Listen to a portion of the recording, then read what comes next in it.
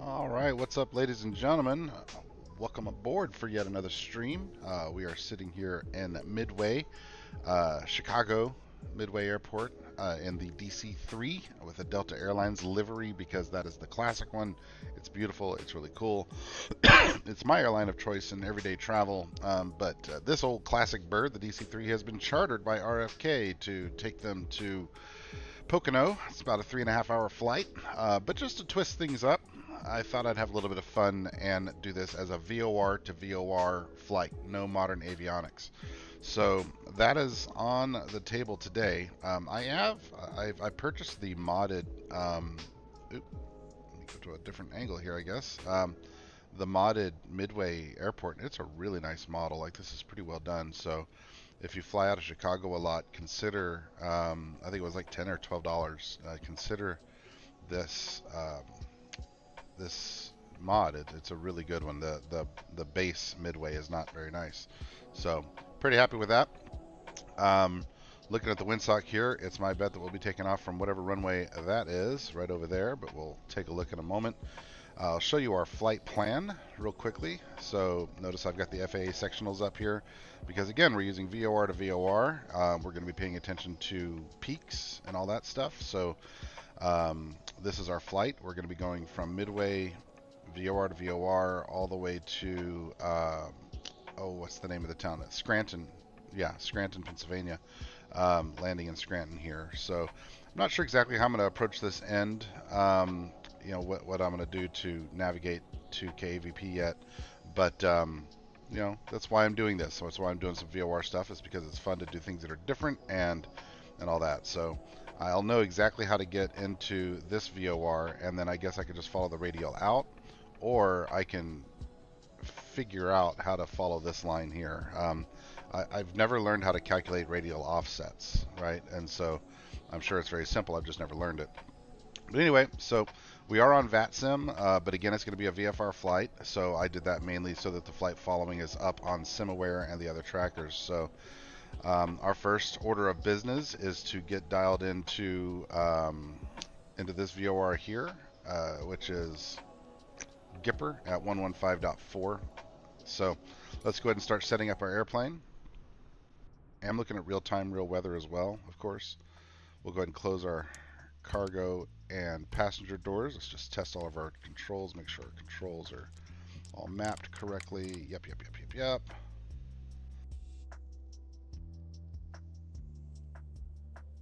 Okay, good. Controls look good as far as mapping goes. So we'll start by opening our cowl flaps and doing our fuel selectors. Easy thing to miss in this plane is, oops, come on, Ben. Fuel selectors.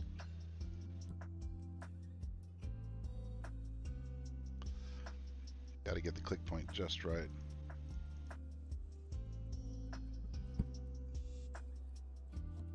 Come on, left main.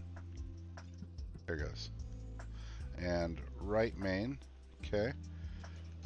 And then let's go behind us here and open our hydraulic valve and give the handle 10 to 12 pumps, watching that needle on the left right here get into the green.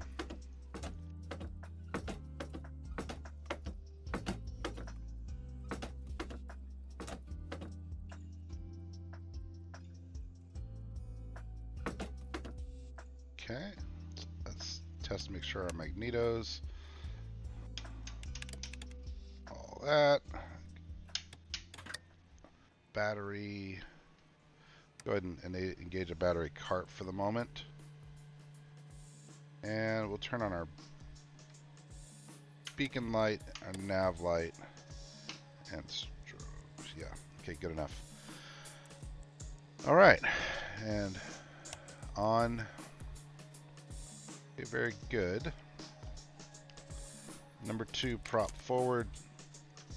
Mixture forward. Crack the throttle. You know what? I didn't check fuel yet. Let's look at our OFP real fast and see what our block fuel is supposed to be. 2584, and we'll just set that in game. 1, 2, 3, 4. That's 24. So what do we want here?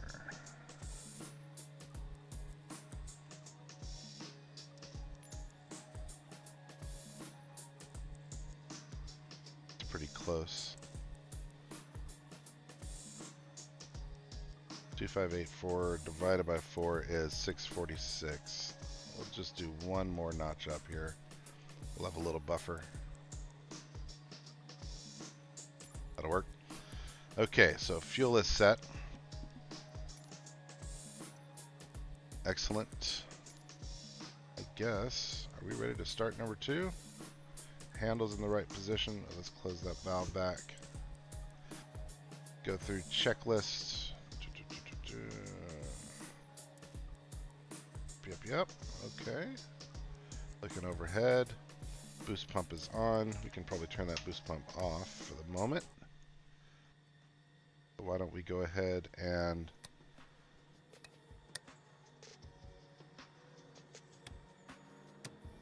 prime that bad boy.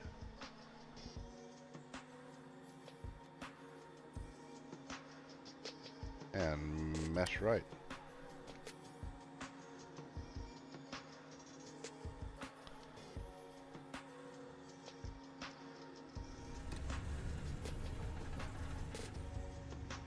Good start on number 2. Get our RPM up to, yeah.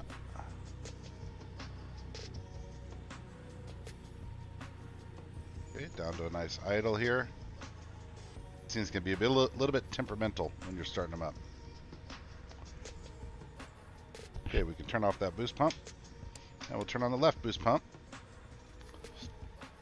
You know what? Actually, before we start number 1, let's go ahead and plan our pushback and accomplish it.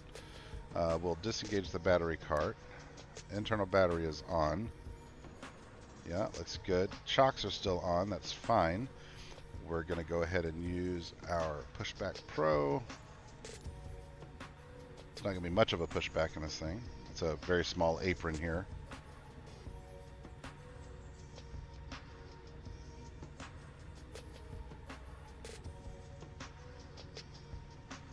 Right there works for me. Thank you very much. Actually, hang on. Stop pushback. Need to connect the tug first. Let's plan that again real fast.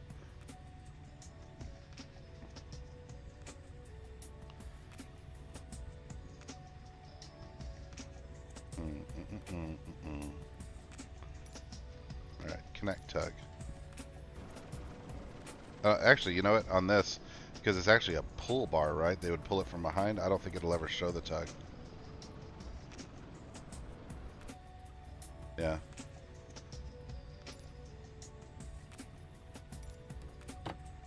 Remove the chocks. And we're going. Alright, what runway are we leaving from? 22 left it looks like, so let's look at the old airport here.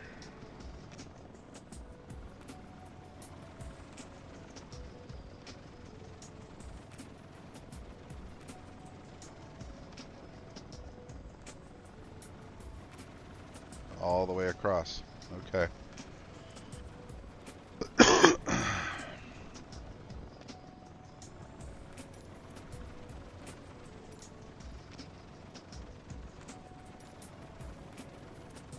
Hold there. Cancel. Stop pushback.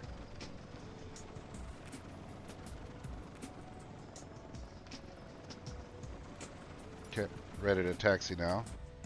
Let's go ahead and get the other engine started up. So that's boost pump is on, magneto is on, left primer coming on. We're going to set our left engine and let's do that primer again. Okay, I hear the primer that time. And mesh left.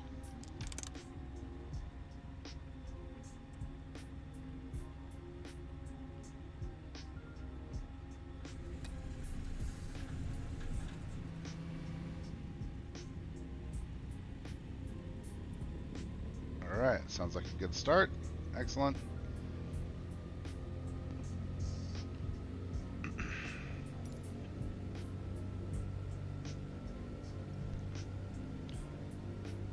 Chicago Midway traffic. Delta 617 is this type DC3. We'll be departing runway 22 left, taxiing from the west ramp 222 left via Victor Yankee 22 left. Okay, that means we're going to go out. Boom, boom, boom, boom, boom. We'll be crossing the active runway. Yeah. All right, let's do it. And before we line up, we'll get our VOR set. Oh, you know what? I didn't announce that on Unicom. I didn't tune in my frequency yet. 122. Let's focus on taxiing for a moment.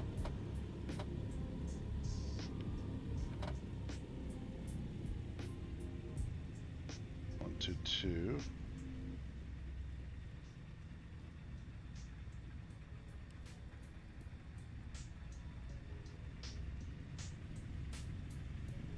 About 8.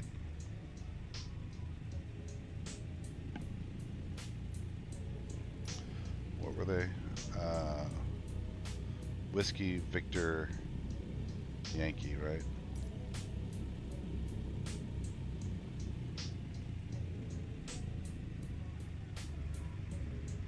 Chicago Midway traffic.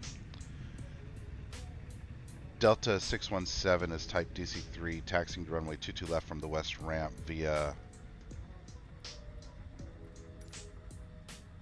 Whiskey, Victor, Yankee 22 left. We'll advise before departure. Oh, I'm coughing so much today.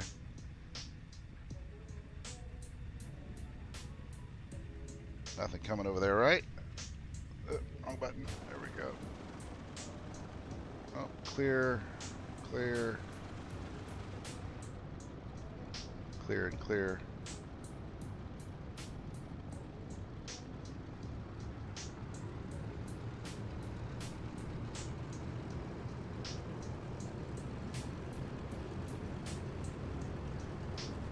Love these old airplanes. Super cool airplane.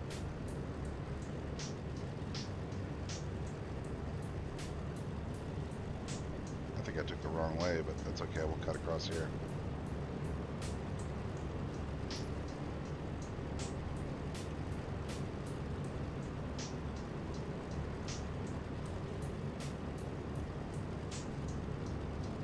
Huh. Must be a turnoff. Oops. Breaking the law. Breaking the law.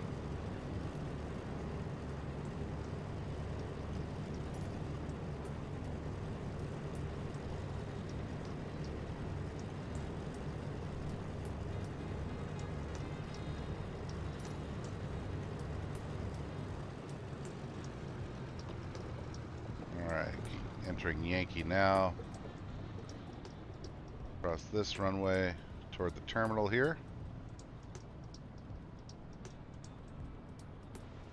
Check both ways. No craziness. Alright, let's look up our first VOR frequency real fast. Back to the OFP. Skipper's 115.4.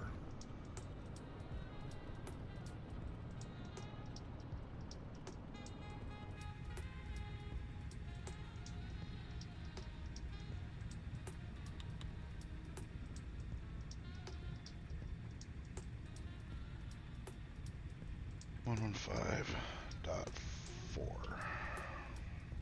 Oh, that's nav 2. I want nav 1. 5.4.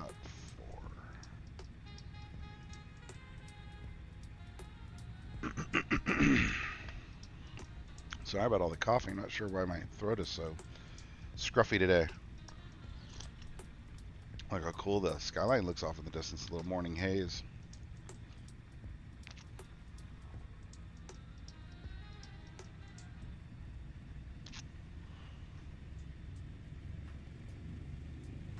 Boy, the Sears Tower's a monster, isn't it?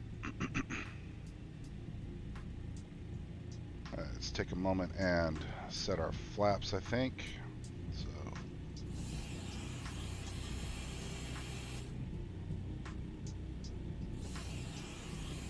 flaps half. That'll get us off at around 90 or so knots.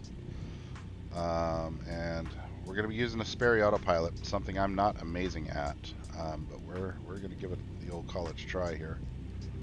For the moment, I'm just going to set a course of 090. But we'll hand fly it up for a little bit. Cruising altitude today of 9,500.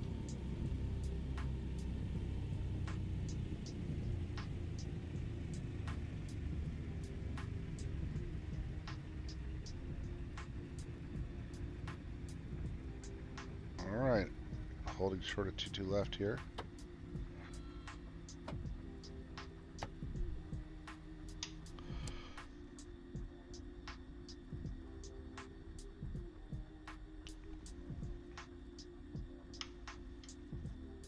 Landing lights on. Pitot on. Don't need any de-icer action. Cowl flaps are open. Superchargers enabled. Fuel looks good. Unlock that so I can do some cooling in a moment. And we're going to be flying at a 090, so let's set that up in there. Oh, did I idle too much? Did I lose my engines? Let's fix that in a moment here.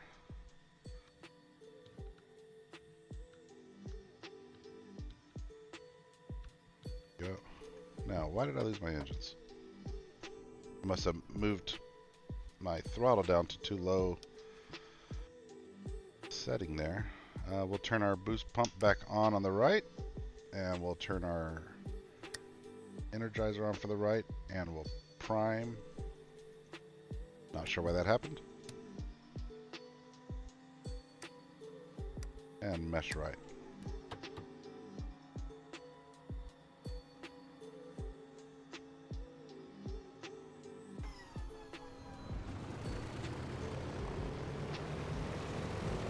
Alright, good engine.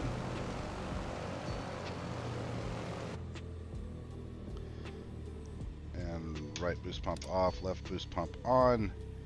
Left energized position, prime, and mesh left.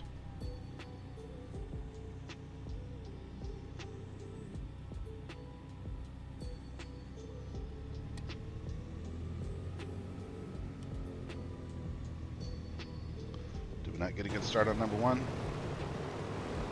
We did. Okay, let's look down at our gauges here. Alright, looks good. Okay, salvaged. Don't know what happened there. I think it had to do when I put the superchargers on. Maybe I'm not supposed to do that at such a low RPM. Okay. Right engine, hydraulic system left. Gyro pilot position, takeoff position. Okay, we are set to go. Flaps. Oh, flaps. Let's do that again.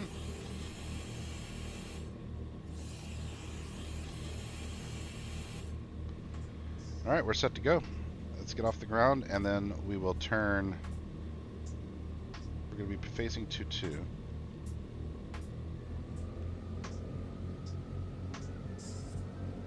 Chicago Midway traffic. Delta 617, type DC3, entering runway 22 left to depart to the east.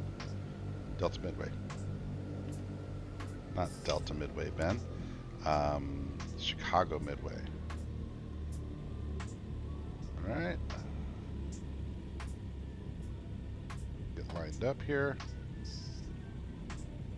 Get this beautiful beast off the ground.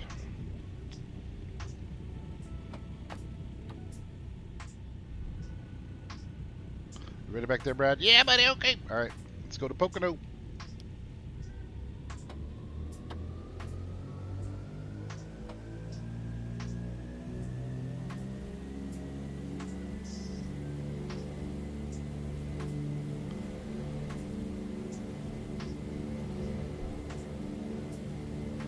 Tails off the ground. Look how nice this airport looks. It's really detailed. Starting to feel the lift. Starting to feel it. You're gonna start hearing the tires skip here.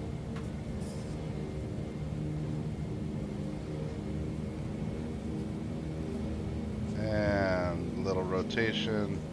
We're up. Positive rate gear coming up. Let's keep it on runway heading for a moment.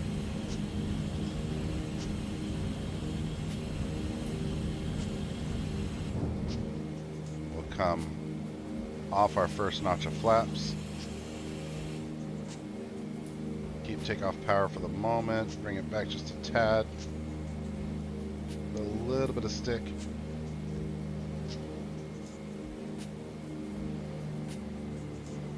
Come up on the prop just a little. Try to keep our climb rate between 5 and 1. This thing's deceptive. Whenever you're climbing, the nose looks like it's flat and level. Alright. Picked up the radio frequency. It's good. Passing 1500. Come up on our last notch of flaps.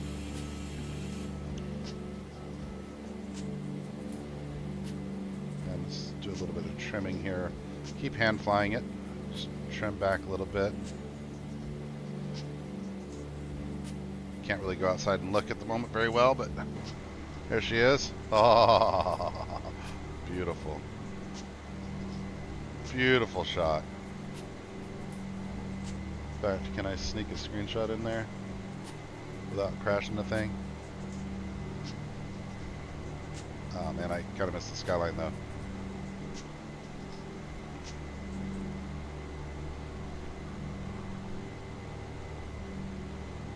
Alright. I know I'm not flying very well right now. I'm trying to screenshot. Okay, I captured that. Let's get back in the airplane. I mean, I do want to do a left turn, but that was a little sloppy.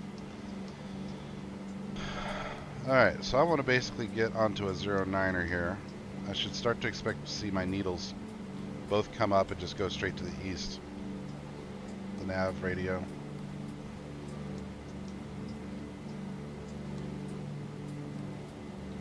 Nice, slow, steady climb to flight level 9,500.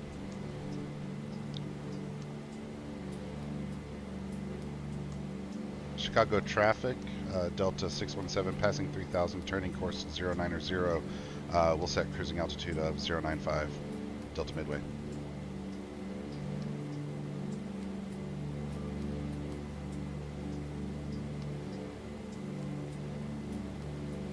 Super cool. Super duper cool. Let's try to get this thing trimmed out before we engage the Sperry. But we will go ahead and flip our lever over so the autopilot is powered. Okay, good, it did go.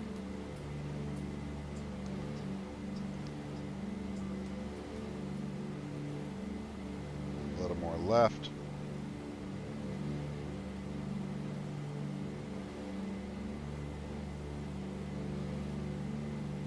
Alright, see how my VOR is, that needle is almost perfectly even there, so that's perfect. Alright, now that we're on course, we'll pay attention to this needle for the east, and we'll get trimmed out perfectly and get our Sperry autopilot engaged and start using it. Okay, let's see what the plane does when I let go. Dives. Okay, let's put a bunch of trim in. Let's come back, auto lean on the mixture. That's where she likes it. Yeah, baby. Okay, maybe trimmed a bit too much. Trimmed a bit too much. Trim down a little bit, nose down. Turn back on course, please. A couple of turns back up again. It's temperamental. It wants to, like, it's slow to react. So you've got to let it bob. It'll come back up a little bit here, I think. And then get comfortable, and then I can really get it set.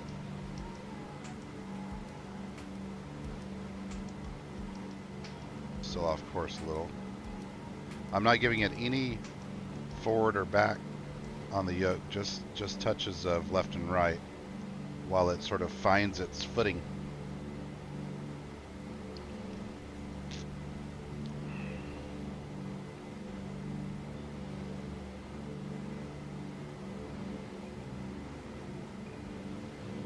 Okay, let's go ahead and set the Sperry.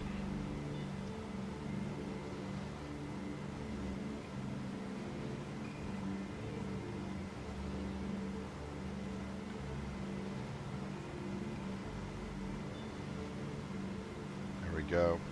A little nose up, please.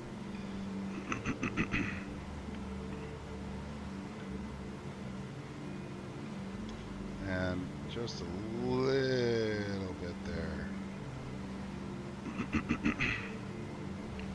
Cool. I think we are on course.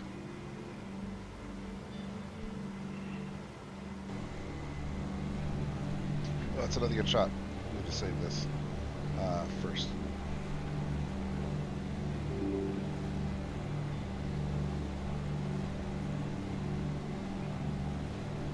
Just want to pause the game for just a moment. Copy that. Onto my screenshots folder here.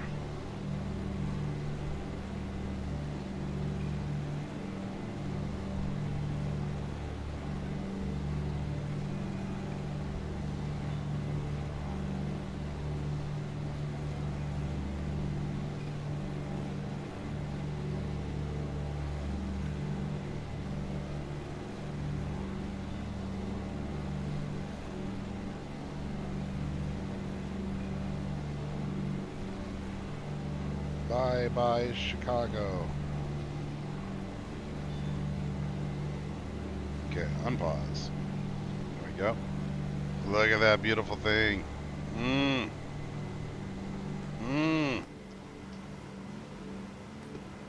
Live it up. 1937 style.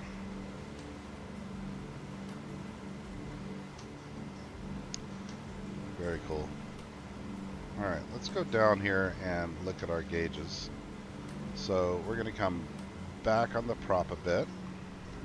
Pay attention to our steam gauges over here, making sure everything is okay. I'm going to go... I do want to continue to climb, please. So let's manipulate the Sperry a little bit there. I'm also going to come back on the power just a tad. Let's look at heat. A little bit warm, so we're going to pull back some handles here. Pull some shittle down. Nice, back in the green.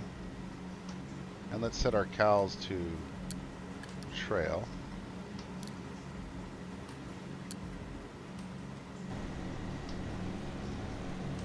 Looking good. Looking bueno.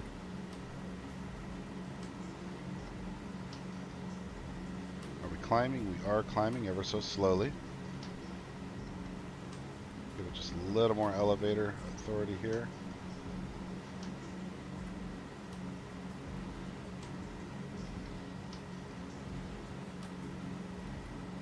There we go. Looking for 095 altitude. That's what we're looking for. I don't think we'll be in the clouds all day. The weather looked pretty mild for this flight.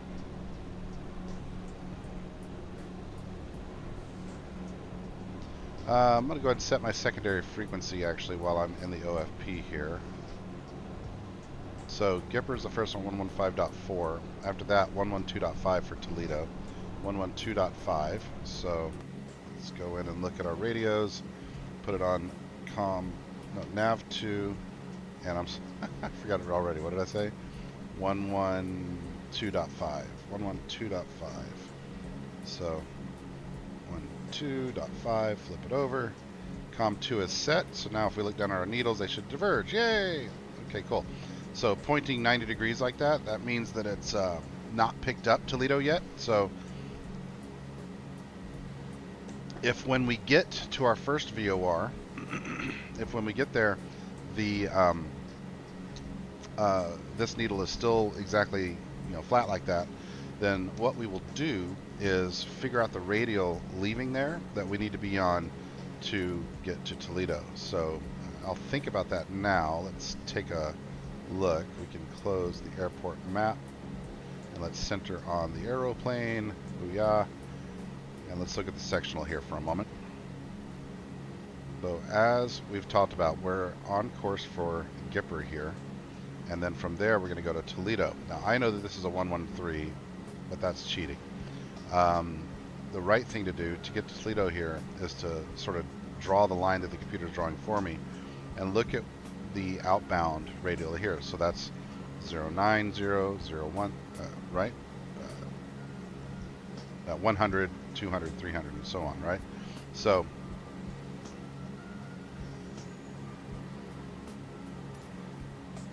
we're going to go to a 10, right? It's basically a 10 radial out, yeah. 010 radial out. Yeah, so that's how we're going to do this whole flight. As we approach a VOR, we will make sure the next VOR is plugged in, and if it's already acquired, we'll navigate toward that needle, and then the needles will, using the two radios, will swap back and forth between which one's primary, which one's secondary at any given moment. I hope I don't lose track of that. I might need to take a note as to whether it's the white or the green that I'm following at any given moment. But that's how we're going to do this. VOR to VOR, baby. Old school. A little bit of Lake Michigan action over here. I'm not sure if that's Midway or O'Hare there. Flashing in the distance. Looks like we're climbing at a steady 500 per minute. Past 6,000 now. Ooh, got a little bit of rain action, huh? Okay, well, I guess let's go ahead and turn on our icing stuff.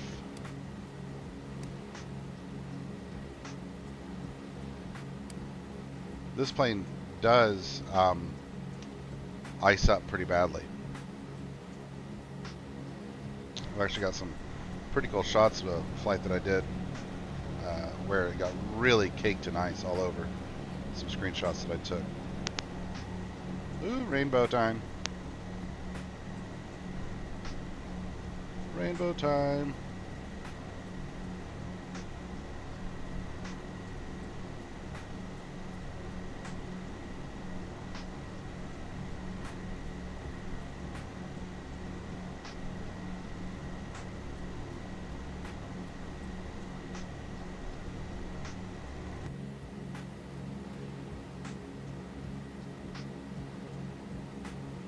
We're out of it for now, so de-ice is coming back off.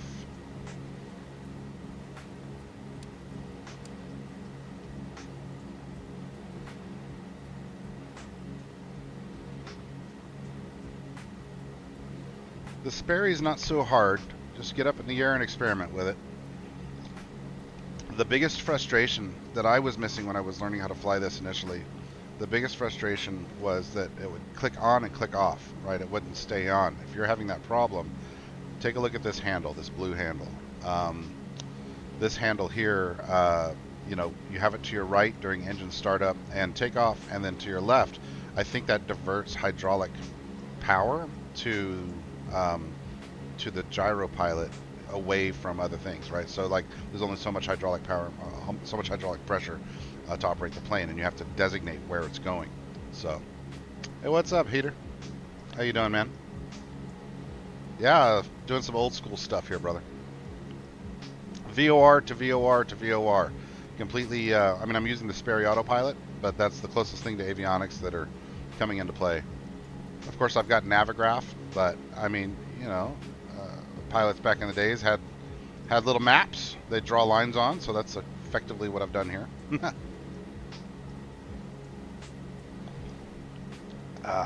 Flying from Chicago to Pocono, or to Scranton, Pennsylvania, in our weekly NASCAR charter ops. I did download some custom scenery for this area. I'm hoping that that's all loaded in. I haven't checked it, so I'm hoping that all looks beautiful when we get there. Because in the DC3, you're flying low and slow enough to appreciate it.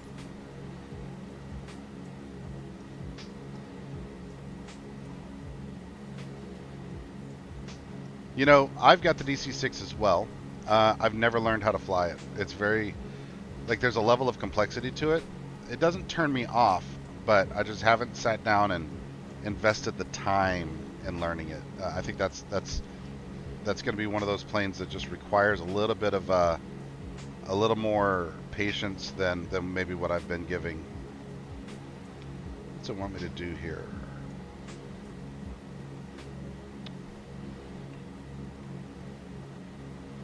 Let's get that needle exactly up. That's pretty close.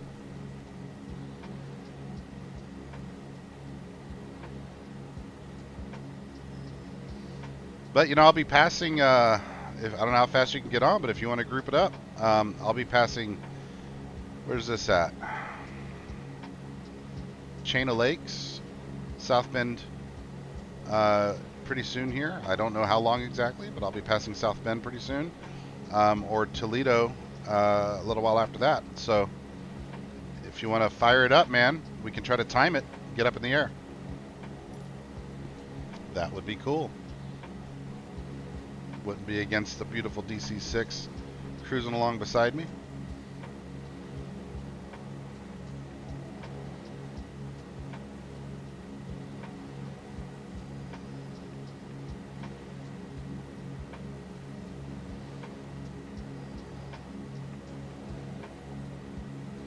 Beautiful, beautiful, beautiful.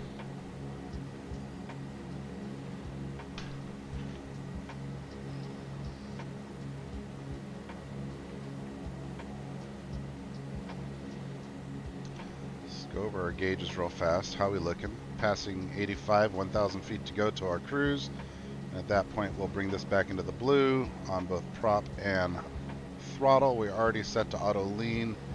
And the mixtures, fuel is,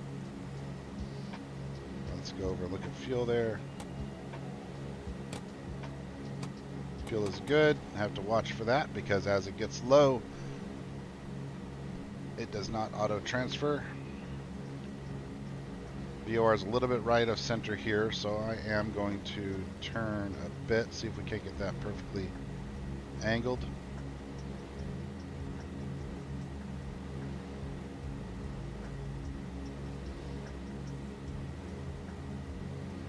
Passing 8,600.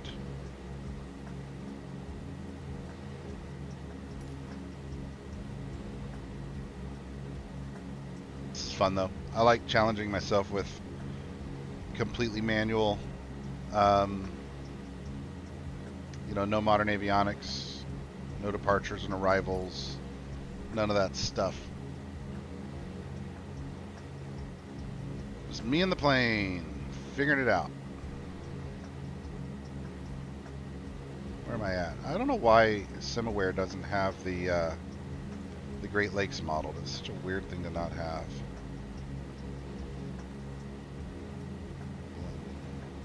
Minneapolis, St. Paul.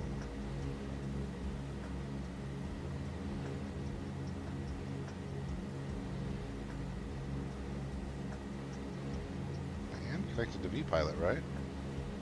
Yeah, I am. Okay. RF, oh no, DAL 617.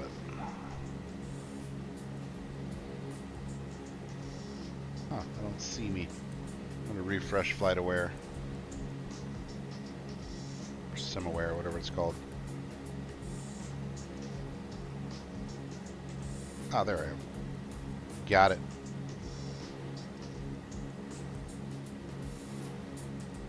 Uh-oh, we're in it again. De-icer's back on.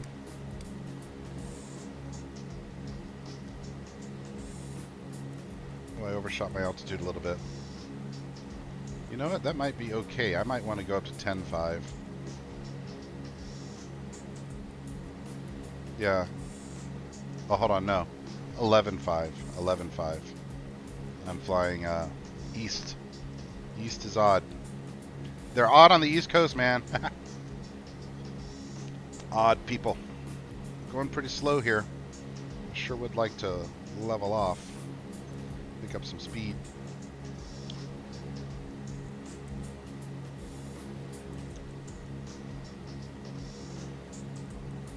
Let's start to reduce climb rate.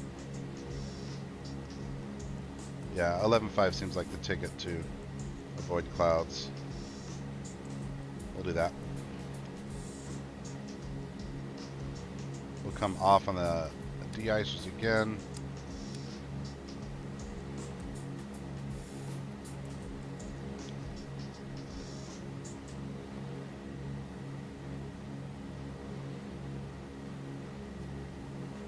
I didn't want to totally nullify the climb.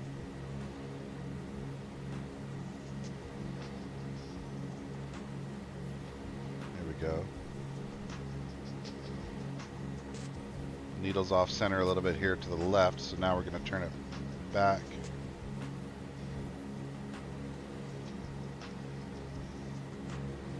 Wrong needle there. Let's...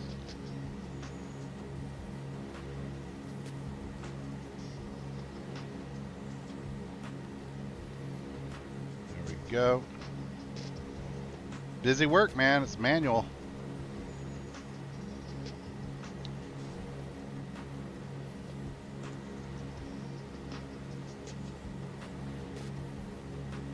A little bit more, I think.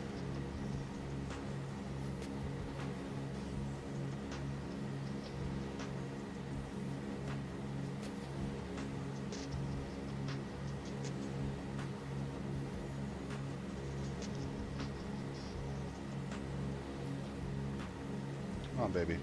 Get over your 11.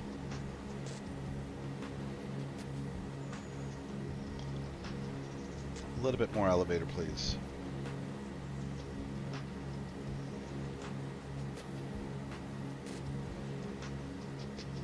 Watching my airspeed.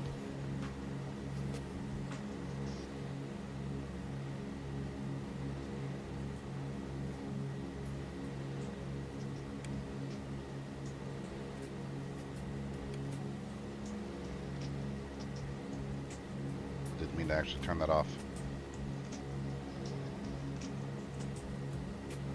Alright, a little spasm click. Yeah, sometimes your finger just goes, neek. You're hovering over something. Turned off the freaking blower. Hit the blower!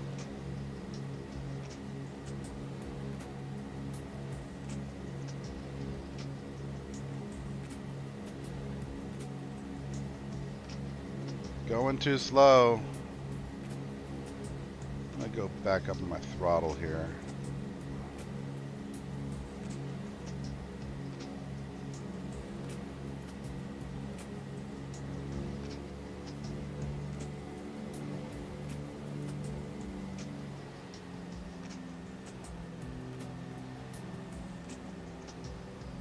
Picked up a little bit of speed.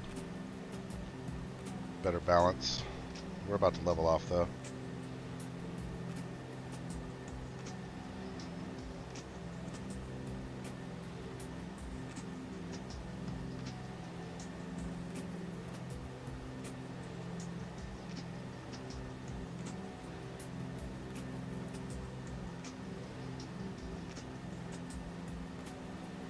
A little bit more, a little bit more.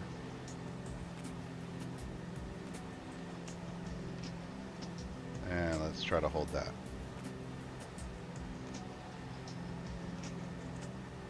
No, don't go down. Level off, level off. Level off. There you go. Nice and level.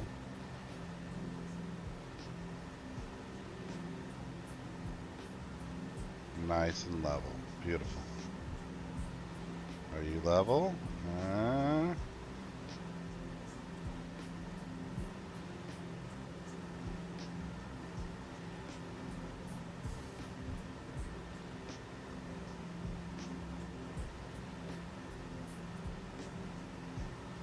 Try to look at this head on.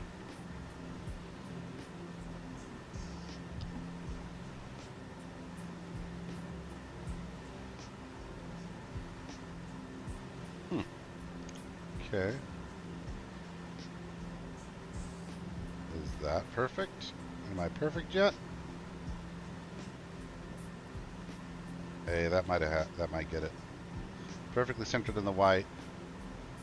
The plane centered on the horizon line. I think that got it. So now let's climb that 100 feet back. Get it properly at 9,500.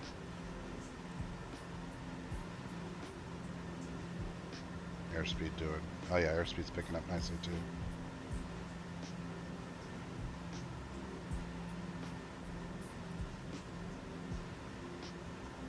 Or 11,500.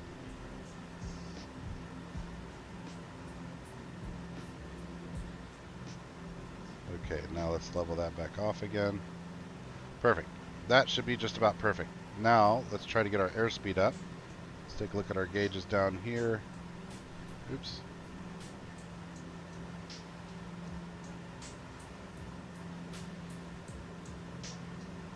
Yep, there we go.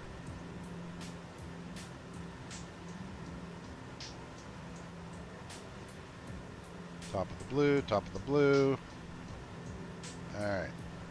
Let's see, watch our airspeed indicator. Oh, we're losing altitude again. Gotta find that balance. You gotta manage the Sperry, man. It's not a click of a button. Oh, hang on. VORs changing? Where am I at?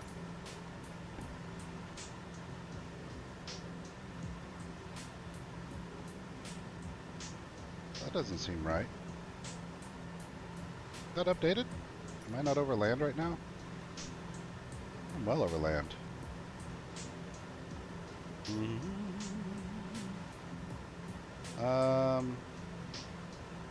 Turn it off, turn it on again. There we go. Okay. So while we've been screwing around with altitude, we've managed to get off course a little bit. That sort of thing will happen. So if we were to draw a new line here, instead of it being 113 nautical miles,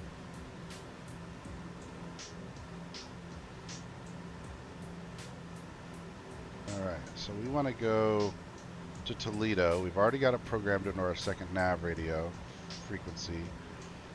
From Gipper, it was going to be a 110. Now a little more aggressive than that. So let's turn to the south here, relatively aggressively.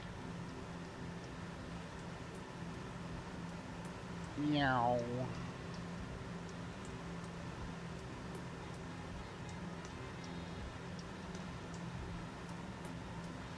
Just maintaining altitude flying this thing like this is kind of tricky. If you're trying to maintain an exact altitude, it wants to waffle all over the place while maneuvering. All right, so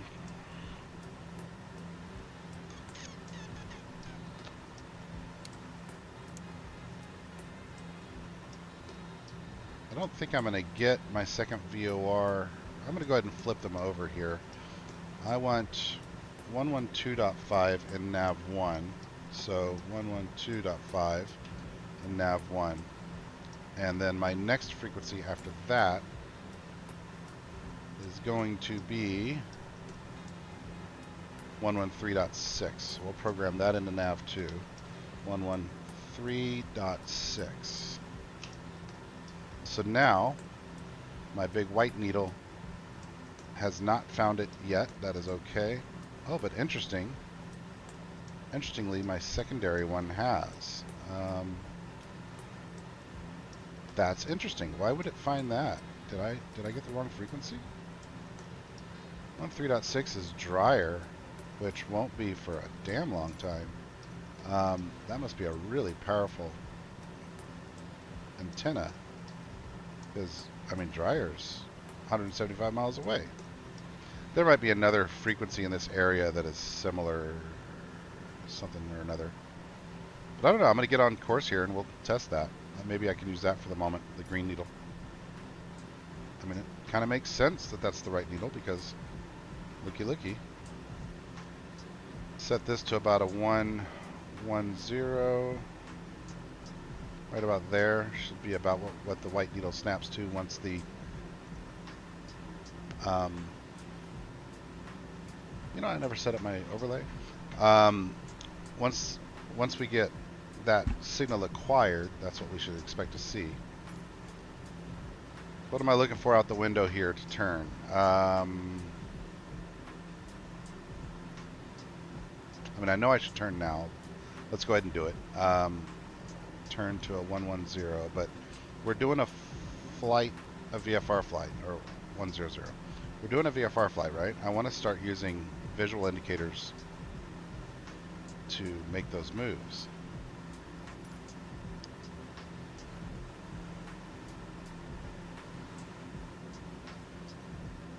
It's my altitude, 11,000. Let's let that turn settle and give it a little bit of elevator here to get us back up to 11.5. Okay, it's settled in. 4 clicks of elevator should give me a little bit. Yeah, vertical speed indicators coming up. Crazy that that farther frequency is tuned in. I wonder why that is. Any DC3 or classic VOR flying pilots out there want to fill me in, educate me on why one VOR tower would have such a strong signal?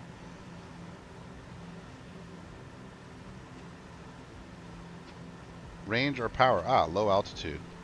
Interesting. Magnetic variation. What's this one say?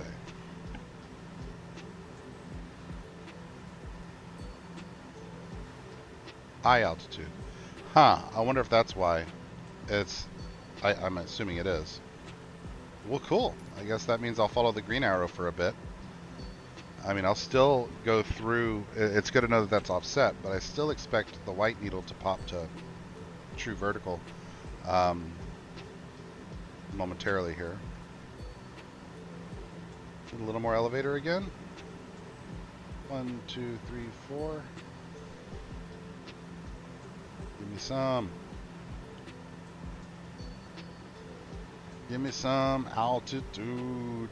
How's my airspeed? A little slow, 150. Really, 9,500 is probably a sweet spot. Maybe I should start going down now that we're through those clouds. Another bank of clouds up there, though.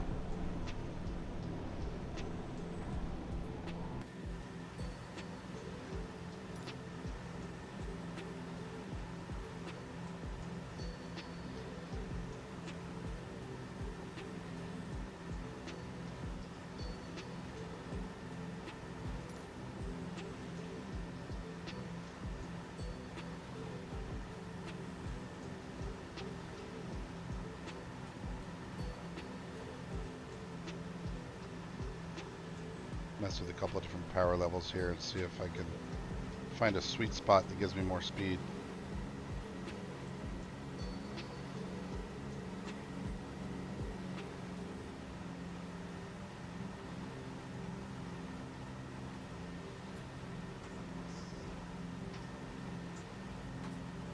So I really should be around 170 right now, 170, 180. Nearly there on our climb. It just cruises better around the 9,000 mark.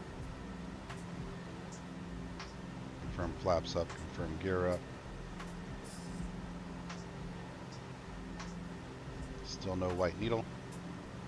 That is okay. That's good to know, though. I learned a new thing here about antenna power, which makes perfect sense, right? What's the broadcast frequency and power? How many volts are watting?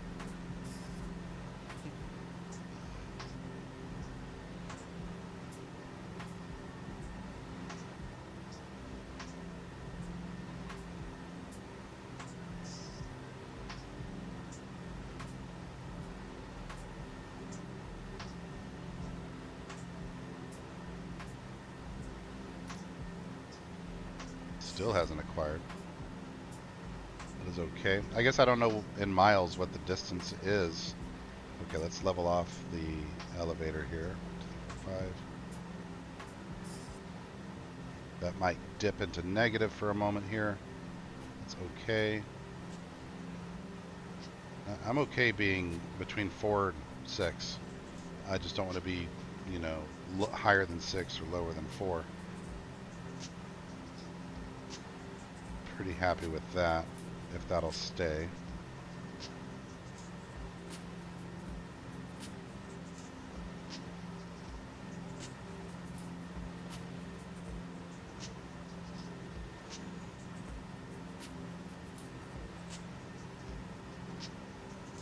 Okay.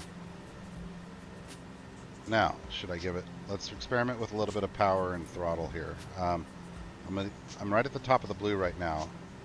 I'm gonna come down on throttle. I think I'm expecting a loss of airspeed. Down a little bit more. Yeah. Okay. Up on throttle.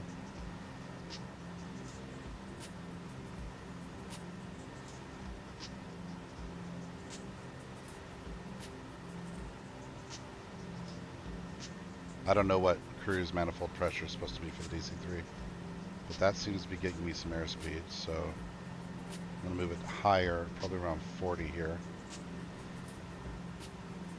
And then I'm going to let that settle, and then I'm going to mess with the power levers and see what RPM I should be at. I feel like I remember reading 24 at some point, and so I'm relatively close to that. I'm at 22 right now. Let's let this settle, and then I will mess with that as well.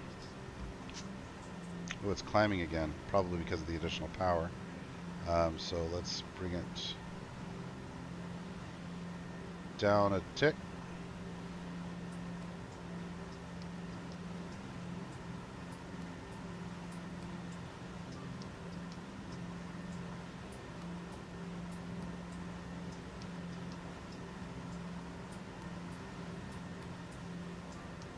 Once we get through this bank of clouds, it should be pretty clear sailing from there for quite some time.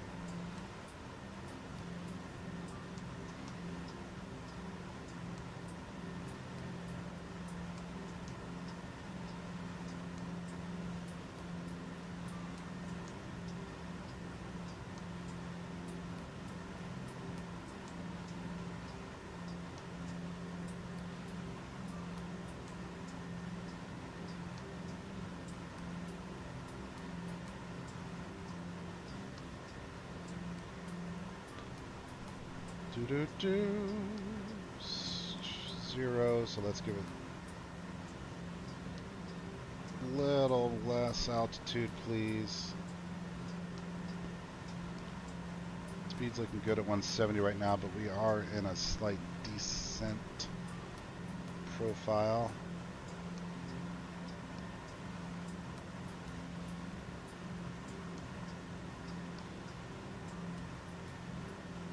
Hey, Helen. Oh, no one drives the planes? Yeah, it's, you know, autopilots are a blessing and a curse. I think they do make the skies a lot safer, but at the cost of people building real experience and muscle memory on how to fly an airplane. It's amazing how much you surrender to the computer, which so it makes it's good to go back to fundamentals sometimes and make sure you know how to actually fly. Let's turn off our lights. We're over 10,000. Look at that beautiful thing.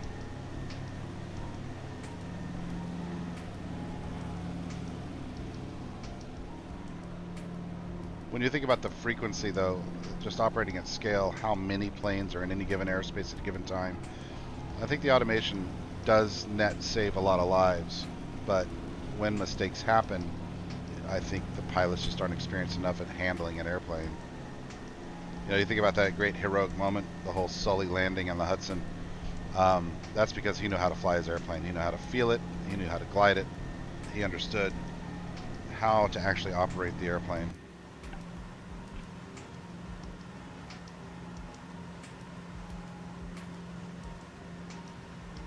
It's just weird that we've gotten to a point where the backup system is the human, you know, not the primary. These guys are autopilot from about 1,000 feet and then autopilot again all the way up to the threshold of the runway. You know, these auto landing systems are crazy.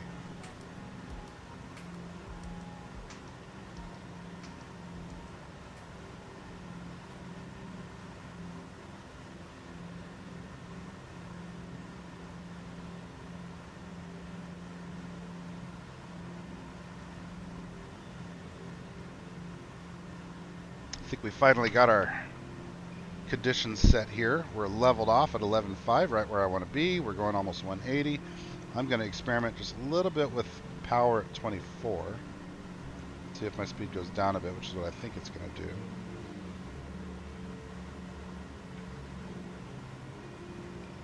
Didn't really affect it. Let's go down a bit then on power.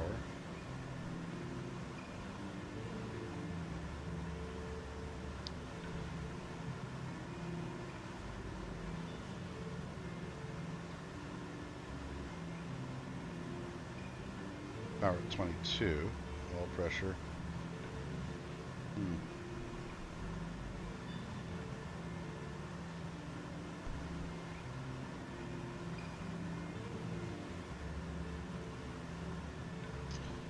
Where's my fuel flow rate?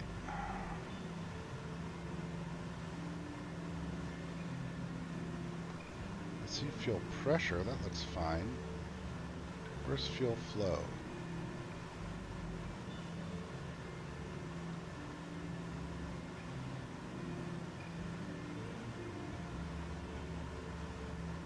I don't see fuel flow anywhere.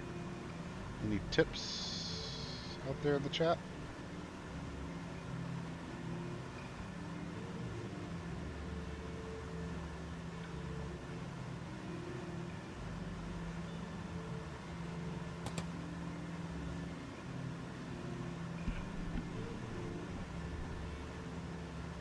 Oh well. Temps look good. Little on the... No, temps look good. Actually nice and cool. I can probably come back on this a little bit.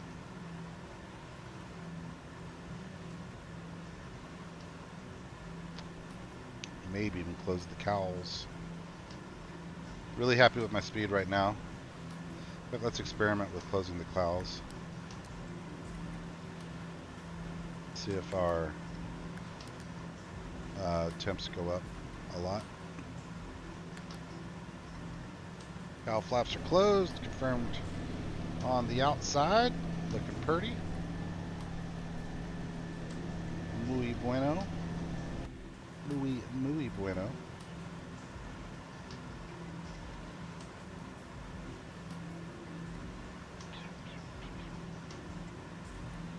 Holding steady, 11.5, near perfect, 180 miles per hour.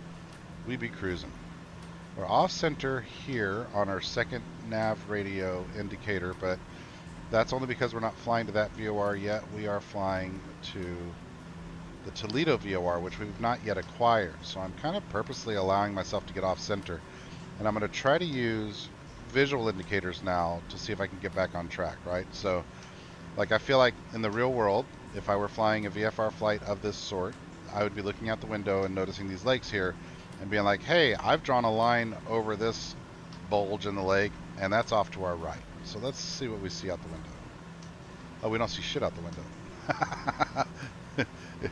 It's cloudy.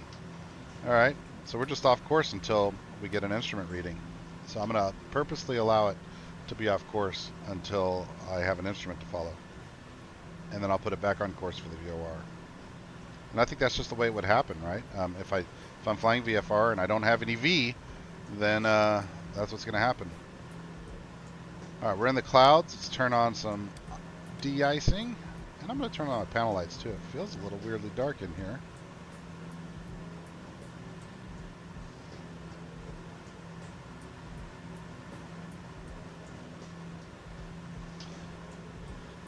I think I'm going to step away for a moment and grab coffee.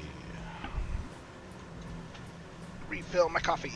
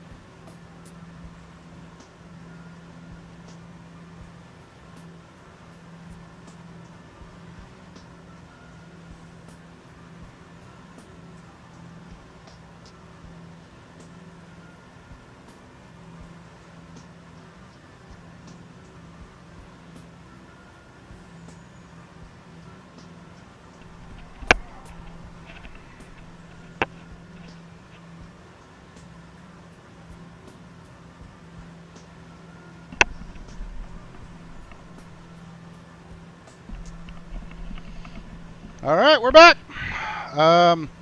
Lost a little bit of altitude here in the clouds. Let's give us a little bit more elevator just to pick that back up. Got a great speed happening here though. 185. Way off course. Still don't even have that signal acquired. It's weird that it's not acquired yet. But I guess I'm still pretty far.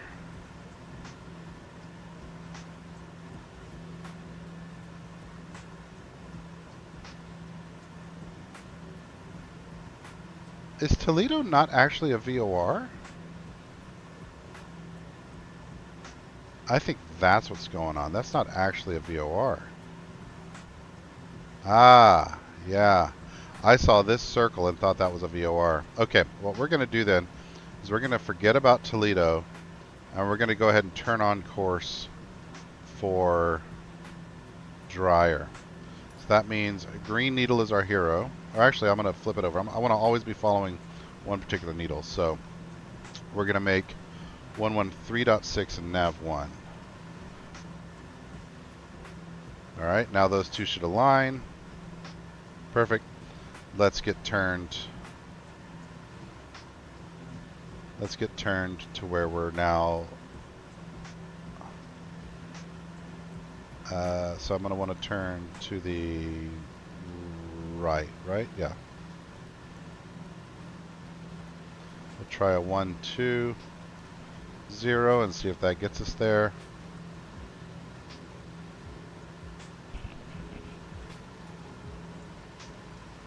Yeah, that's probably pretty close. Very nice. Yeah, okay. So let's make this aligned.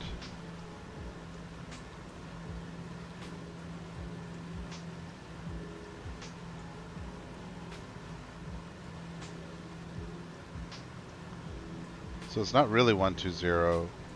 It's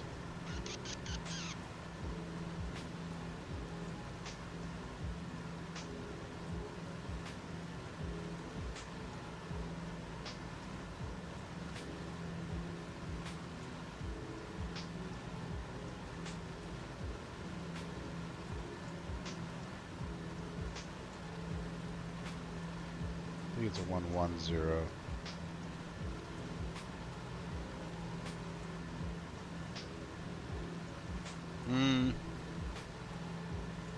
Nope. Sort of in between. We'll roll with that. That's pretty close. Look, it's raining. Let's turn on these useless wipers. Oh, cat. Act like you haven't been fed in weeks.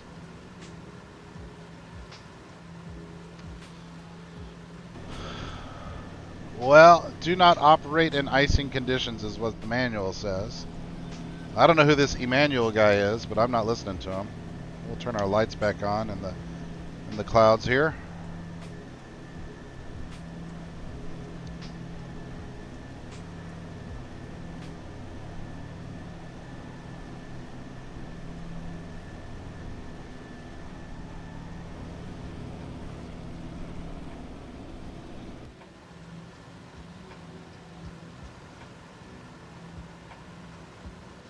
Hold on to your butts, boys.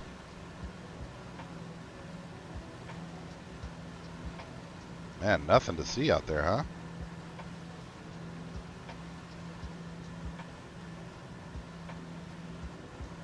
Yeah, according to SimAware, I'll flip over real quickly here and show you SimAware. So here's, oop, where'd I go? There I am. So here I am, cruising through all that nasty, but it shouldn't be too long. So hopefully we don't start icing up.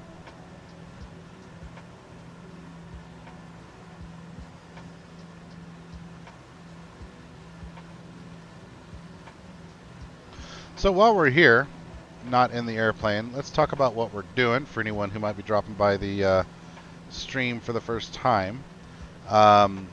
I'm a big NASCAR fan. I'm a sim racing fan. And obviously, I'm a sim flying fan. you know, one of the things about Microsoft Flight Simulator is that um, there's not like there's tons to do, but you have to sort of make it up, right? You have to figure out, you have to come up with your own game to play within the simulator. And I know that there are add-ons that you can purchase, things like A Pilot's Life, and others of that sort. But I've never really gotten into them. So what I found is that what I came up with was this idea of, what if I'm the charter service that's flying my favorite race team, RFK Racing, from track to track, and instead of going from Charlotte, where they're all based, to the track, and I'm always flying in and out of Charlotte, I thought, what if I fly from last week's race to this week's race? That way I get a ton of variety of racetracks and all that stuff. But then also make it performance-based, so the better the team plays, the better the plane. So I've been mostly sticking to my rules here, where as the 6 and the 17 of Brad Keselowski and Chris Buescher have gone through the season, I've been tracking their finishes and looking at a team average. And the faster they are, the faster the plane they get. You can see here that I've flown the CJ4 and the Vision Jet a lot lately and kind of gotten bored with them. And so the DC3 sort of scratched my itch the other day, and I thought, you know what I'm going to do is I'm going to fly the DC3. Even though they finished an average of 20th, kind of a rough race last week for them in Chicago, they finished an average of 20th. I decided I'm going to demote them a little bit, and we're going to fly the DC3 just for the fun of it. And I also thought, well, let's use that as an opportunity to, you know, refresh my manual navigation. You know, instead of relying on all the avionics. I've been flying 737s and 747s. I'm sorry, 777s a lot, and so, you know, this is a nice change of pace. You know, I need to fix my overlay. I don't know why that got forgotten. KMDW, right? And what is it? KAPC? Is that what it is? No, that's not it. Crap. What's that run? What is that? AVP.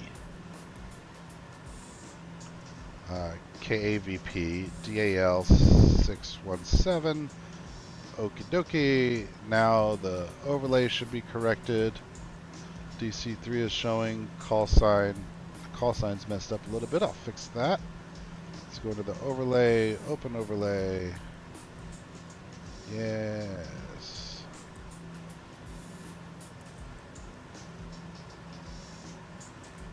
Move this.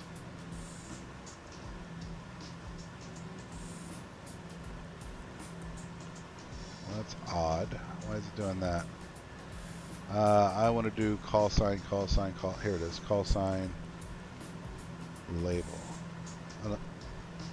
That's so weird. Move that to the left then. There we go. Now we're talking. I'd really like to spend some time and come up with a good overlay, or see if I can just find a pre-made one that's really good. I'm not happy with this overlay as it exists. It's too basic, too boring. I'd like something better. We'll hit save here. That should have fixed that. Excellent. And minimize. What is my climb rate right now? Null. Good. Though I do want to bring it down just a smidge.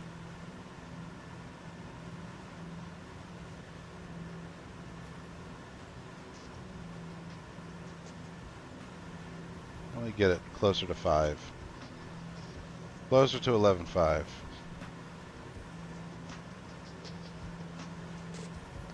It's about time to switch over to our auxiliary tanks, balance out the fuel here. So let me get this leveled out again, and then we'll do that.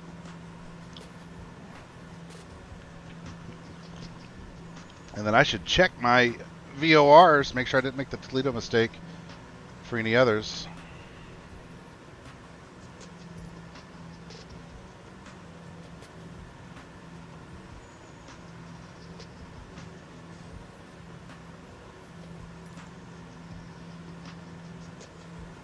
Alright, so now let's... Too much. There we go, that ought to be just about right. Alright. These are tricky little click points, so let's make sure we don't accidentally disable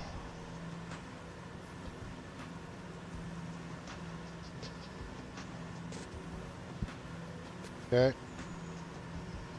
So now we're on left and right aux. Fuel selectors changed over. Trying to get a nice even fuel distribution.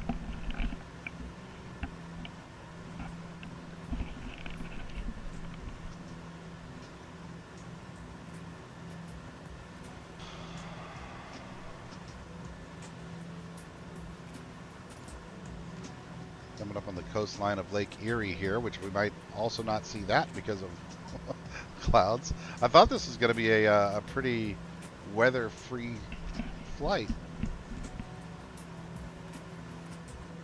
So far, I've seen a lot of clouds.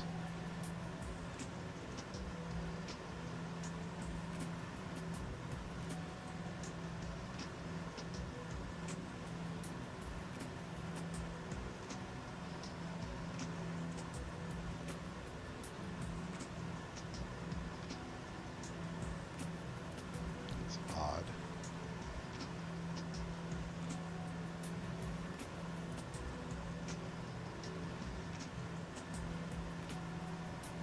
Why is that showing no flight plan? I'm going to try disconnecting and reconnecting from vPilot.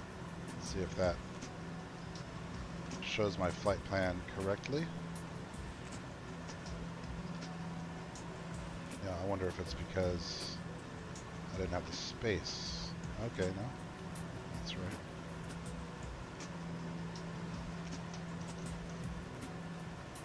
It's okay.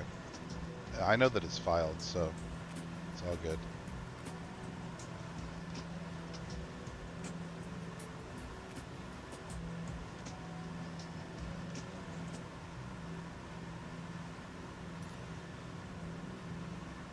Toledo, Ohio. Not too far from Detroit.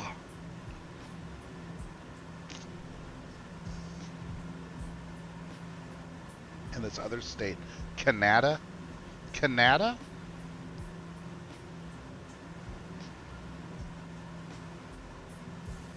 Yeah, let's go up to Canada, eh? You want to do that? I've done very little flying in Canada. It's beautiful up there, though. Like, especially over the, you know, the Northern Rockies. Really pretty.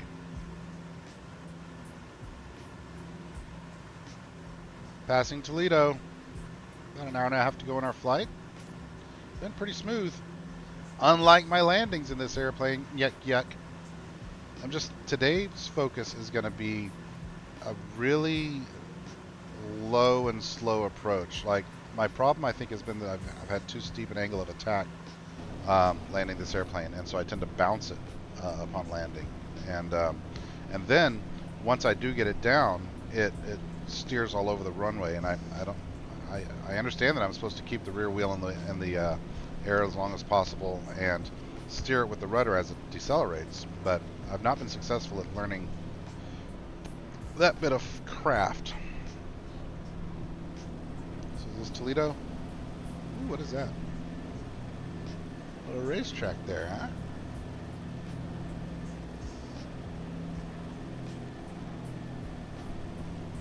Yeah, it's a horse racing track? That doesn't look like a car racing track.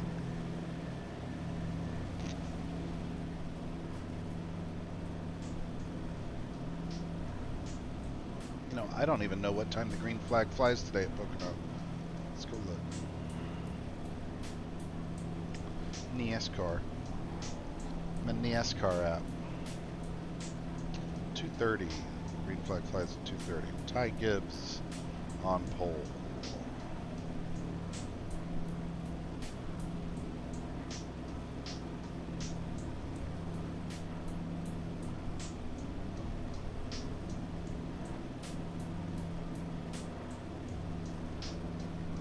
Really got to find time today to get my IMSA race in and iRacing too.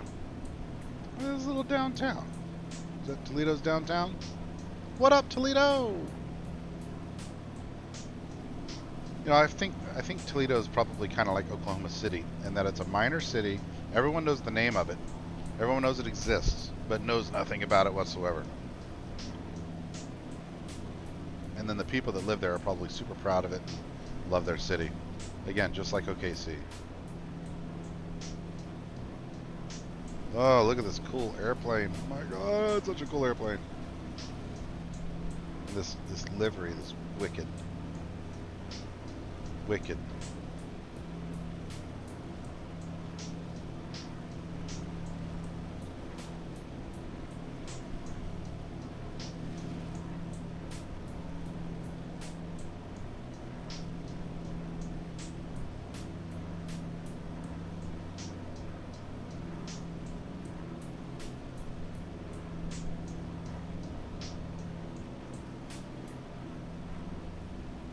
Very pretty. That's Lake Erie there, yeah?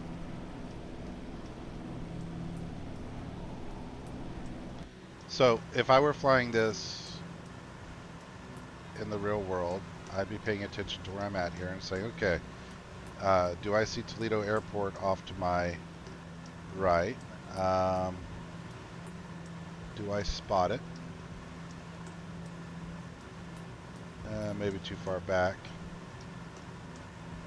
Ooh, whoa, what happened there?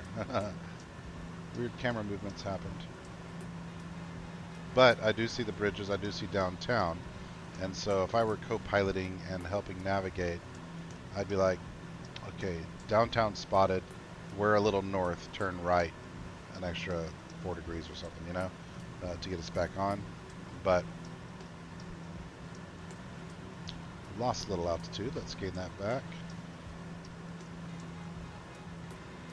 I think we are going to go ahead and turn right, so that would have been the correct bit of instruction.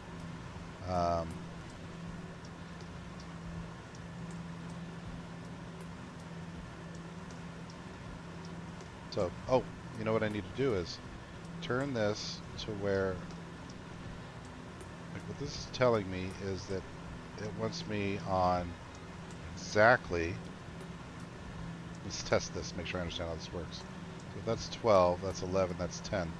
So it wants me just a little bit before 10, a little bit higher than 10. So 9, 10. So to get perfectly on course, it wants to be right about there. Right?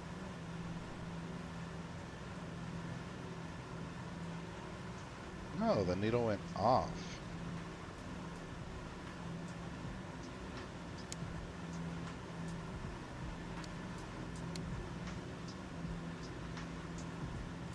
I guess I don't still understand exactly how this works. Because if I turn here, altitude check, okay. If I turn here, that's going to go the wrong way. No, hold on, I went the right way.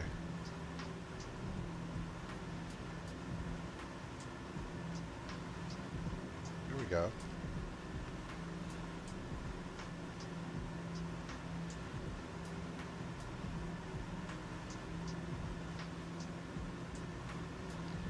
That's near perfect. I'll turn it back to the right just a tad. Oop, wrong way. So 6.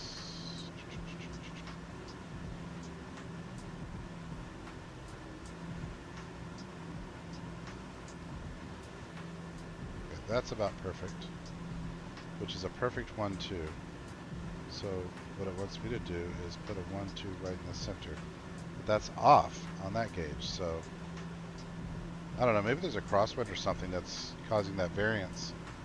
Why would this needle be straight up and that needle be straight up, but the number behind not match the actual course? That's what I don't understand, Moneypenny. Moneypenny.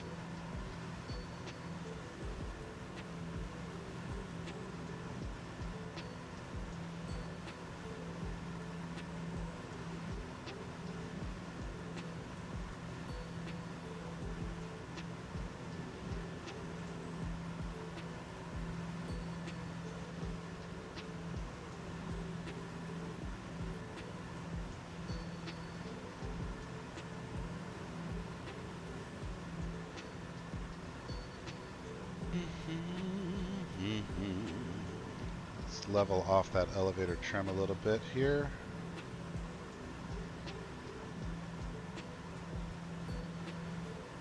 Want you to go down, don't want you to go up. Just level off, please. That's about right. And are my icers on? They are. Good. Because we be in the friggin' clouds again.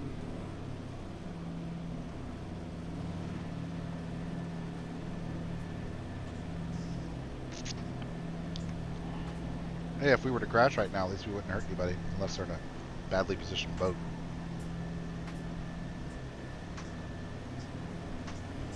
Oh, that's interesting. I was like, I didn't think this livery had any green on it. What it's doing is reflecting the ground, I guess. Seems maybe a little overdone, huh? Oh, it's not green. It's like a blue-green. It's the water. Well, I guess it makes sense. It's really pretty. Really pretty. Pretty, pretty, pretty.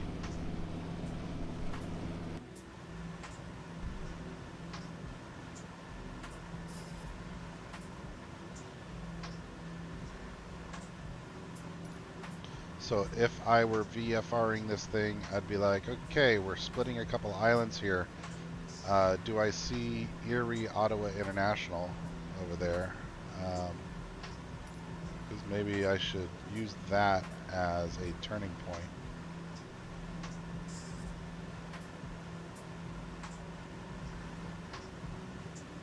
Okay, I do. Let's fly straight toward that airport.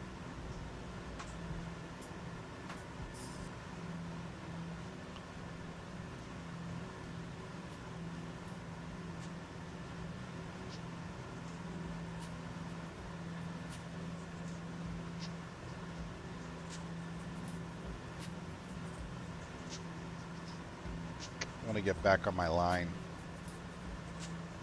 We're going to use that visual reference.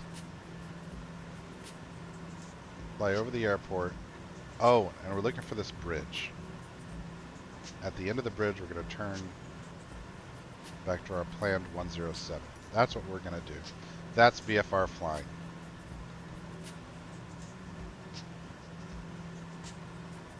All right, there's the bridge in sight.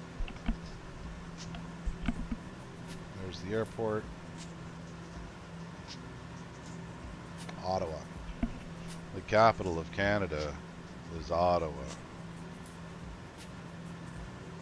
Great Stephen Wright line. So well delivered.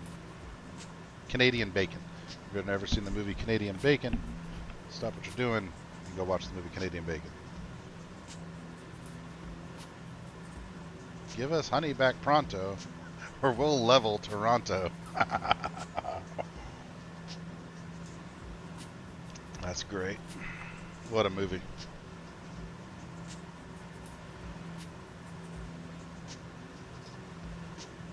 Had those cow flaps closed for a long time. How are our temperatures doing? Ah, muy bien. Fine. Everything looks good. Good cruising speed, good cruising altitude. No idea what my fuel flow is. Maybe this plane just did not have a fuel flow indicator.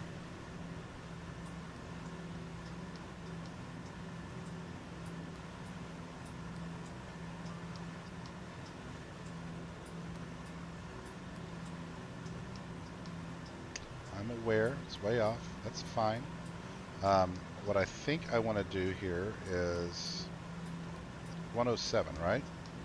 So that's 090, 010, 011. So right about there. That's what I think is going to line up to be the correct heading. So what I never know is whether that means that I'm supposed to... I just never know which one to do here. I don't understand how these two gauges work. Or is that... You know what I bet that do is it gives me two versions of the compass for the two different radios. Now, okay, now I think I understand what that does. And so now, regardless of which one I'm on, set to 1-1.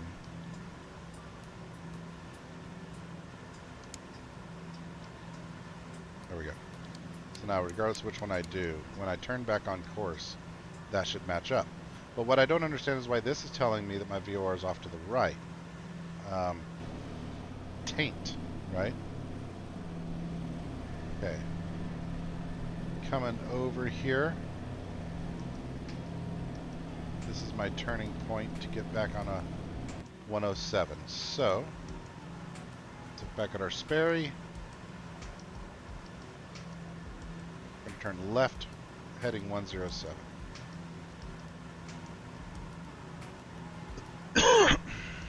107, right about there.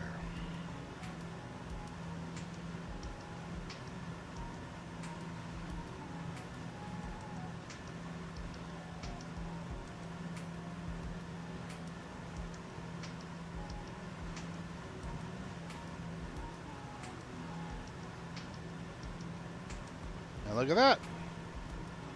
Needles, those needles are about right. But that needle's still way funky. I don't know why. 13.6 is programmed in. All right, let's look ahead on our OFP for our next frequency and ensure it's a VOR. We'll look at the map. So we're coming up on Dreyer at 113.6. The next one I had chosen was Chardon at 112.7. Let's look at the map real fast. 112.7. Oh crap. Close down Navigraph.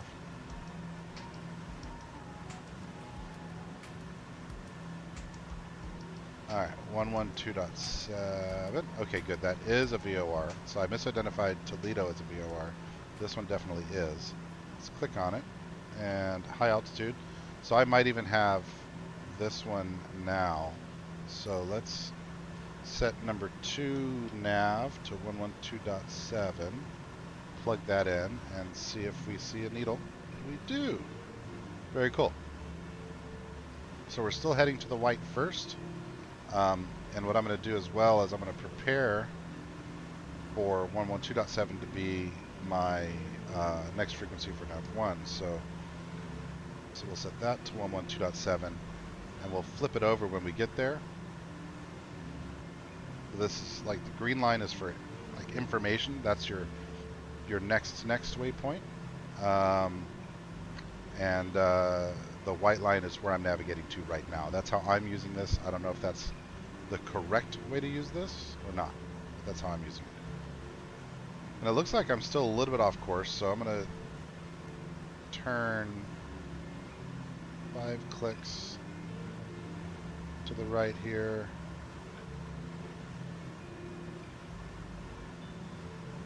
I want to get that white guy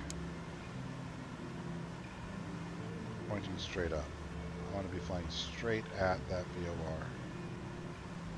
1, 2, 3, 4, 5. 1, 2, 3, 4, 5.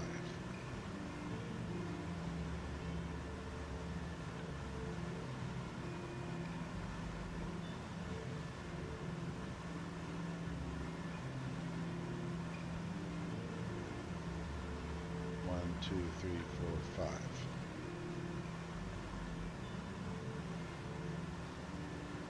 5/10ths of 1 degree, half of 1 degree. That's about perfect. Now if I turn this, I expect my radio nav needle here to perfectly match up.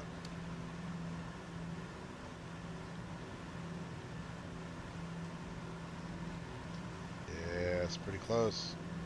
Pretty close. All right. Really happy with that. My expected course coming out of that is going to be an 86, 086. So let's set up this one to be, that's 90, right about there. So now, yeah, okay, that's perfect. That's perfect. Okay. I think I'm figuring this out. I think I'm getting good at this. Airspeed's good, 180. Temperatures are good. Fuel is good. Using ox tanks at the moment. Good, nice even drain. Oh, hang on, actually. 100. Yeah, okay, nice even draining out of the ox tanks. Temperatures are okay. Pressures are okay. RPM, auto lean is set. Man, we be cruising, and we be cruising in some VOR to VOR ways that are pretty good, pretty successful here.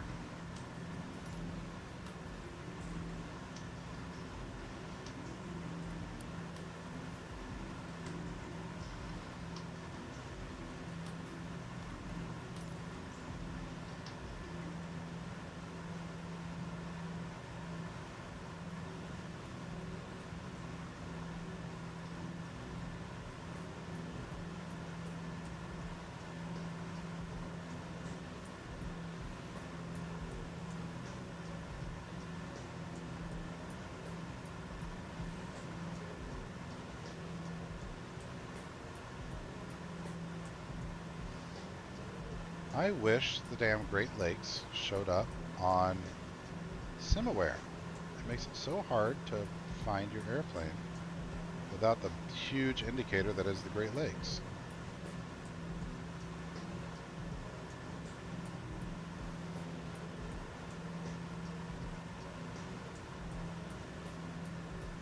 I don't understand why SimAware doesn't show my flight plan though. My transponder not all the way on?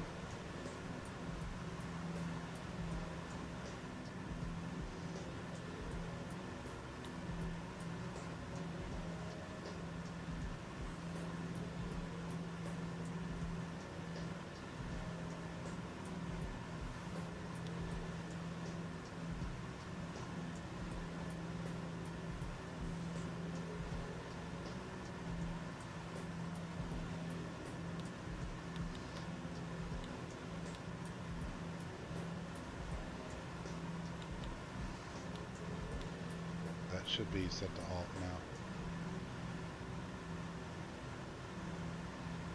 Or altitude, I should say. But I think it should be at on. So over there.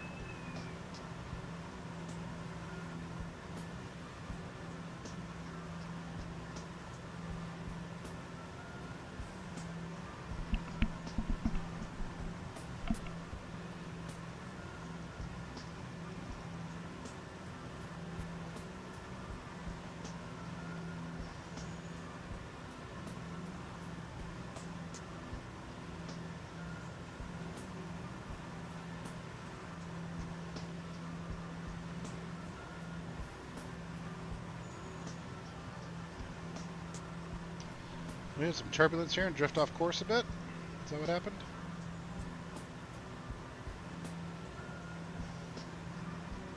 Gained some altitude too, so let's bring that down, please.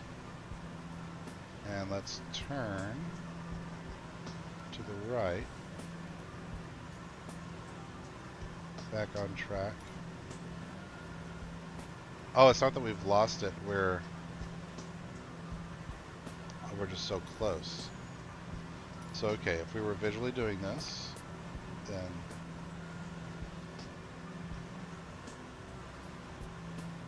there's not much visual to talk about. Do you see this runway over here?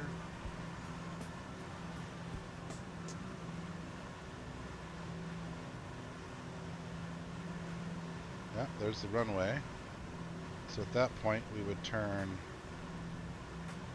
left-a-roo, so right as we go over this VOR, let's center up our green needle.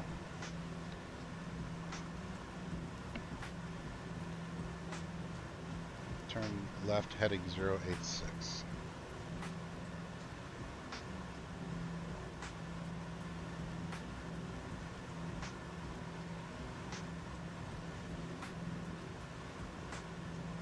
That should get my green needle pointing straight up.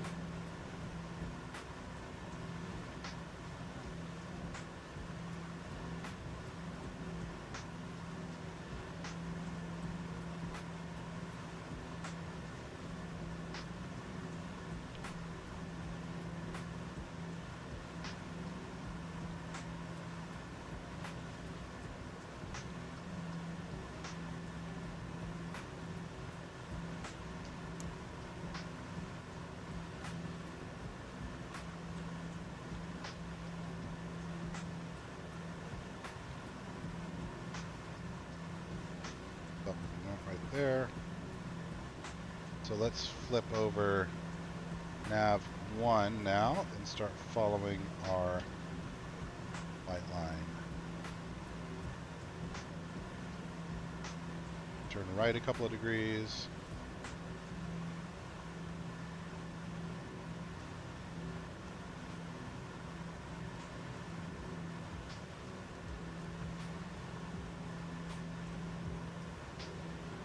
Oh, it's all those turbulence. Fasten your seatbelts back there, boys.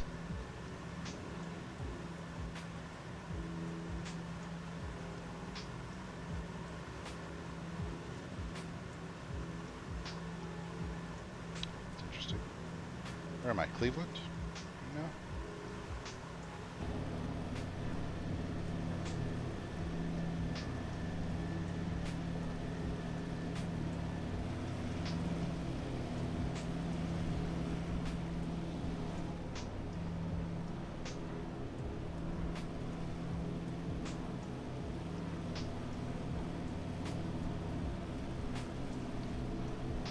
Cleveland has 3 runways, 2 east-west, 1, what is that, northwest-southeast.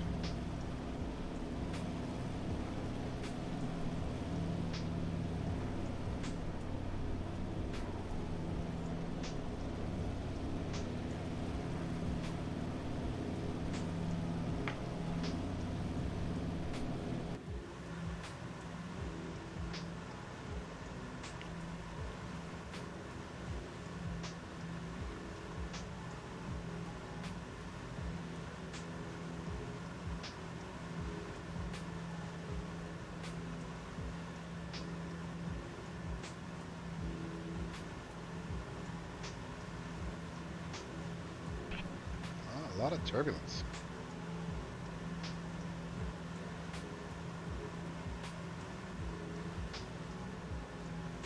Lost some altitude. Let's gain it back.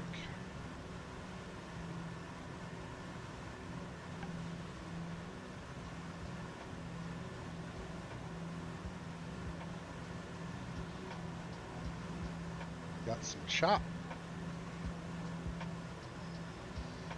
We're also off course a little bit, so let's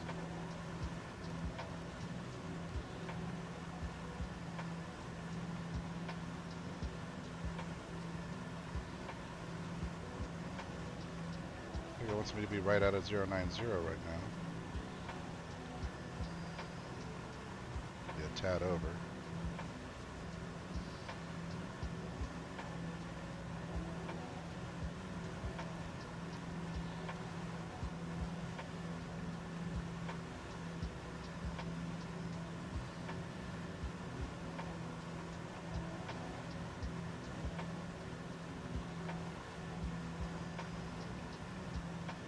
The visual reference, we just passed the Cleveland Airport off to the right. Or I guess that's Lorain County. Really? No. Not big enough. Where the hell are we? There we are. Okay, yeah. Yeah, that was Cleveland Hopkins.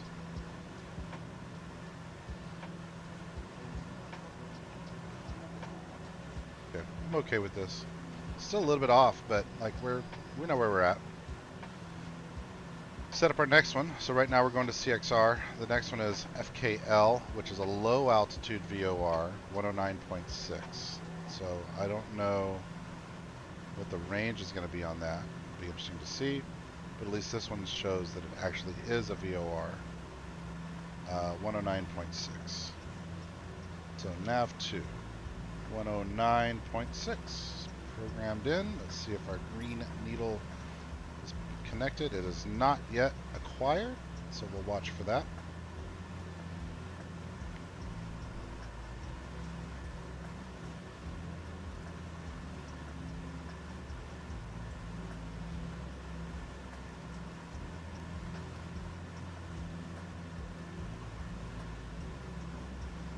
Much more active these flights when you're running VOR to VOR. Much more active than the modern stuff.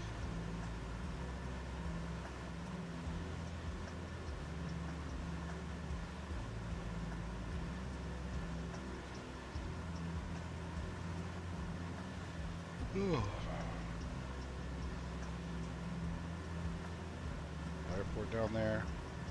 And just for visual reference,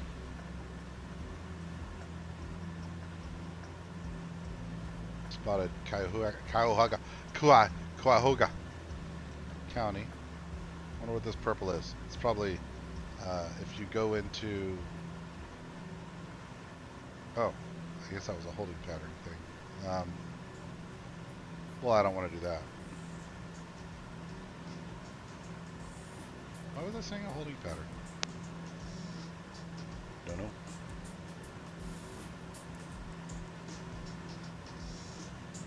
It's not time to start thinking about descent yet, but we are about halfway through our flight.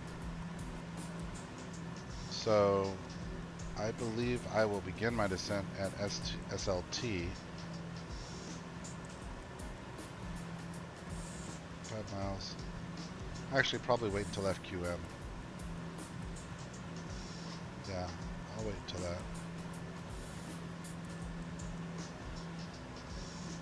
Williamsport.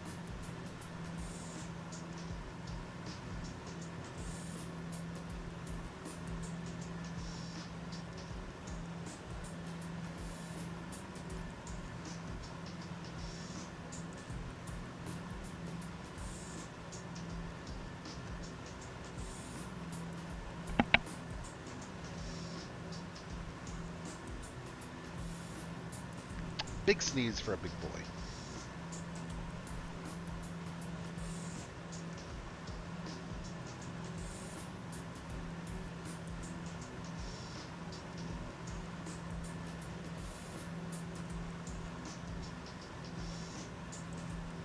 Just gonna check the news real fast, see if there's anything new regarding this disgusting attempt on Trump's life.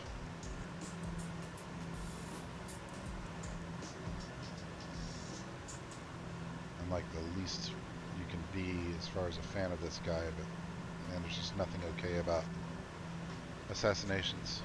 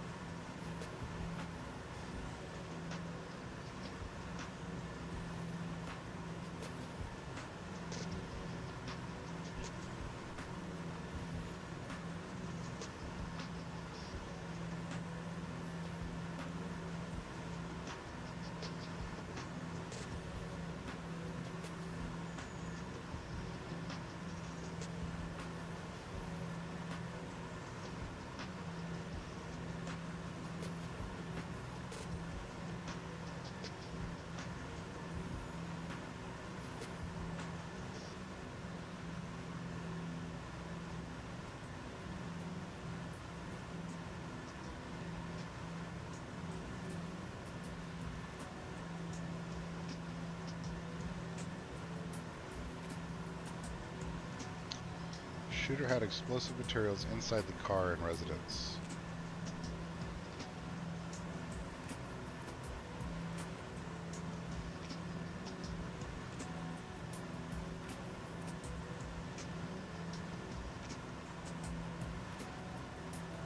AR style weapon. So yeah, yet another assault rifle.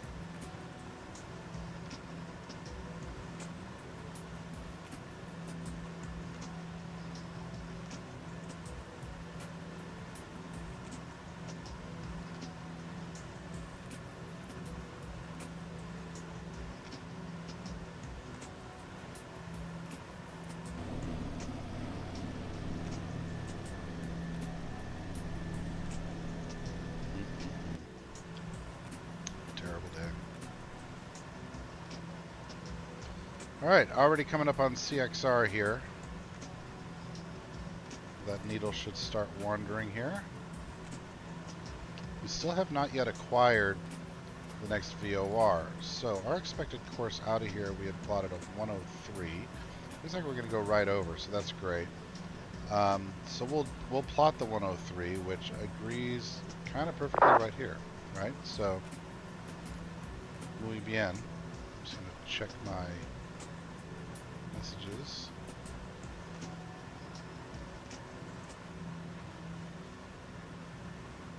Just local chatter.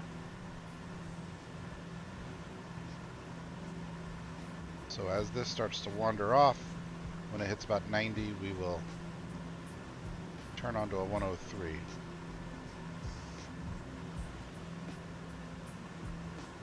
And we'll stay on 103 until we see this match up. Climb rate is 0. We're sitting. Okay, perfect. Look at that. Just in time. Just as it wanders. Very cool. Alright, we're going to turn like that. See what the chatter is. Yeah, that's runway 24 left, 8 miles. So someone's coming in for a landing at CYYZ, which is where relative to me? I think that's up here.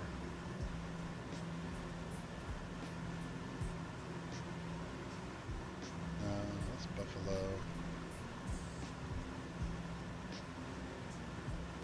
CYYZ might be Toronto. I don't know. Immaterial to me. Too far away to worry about it.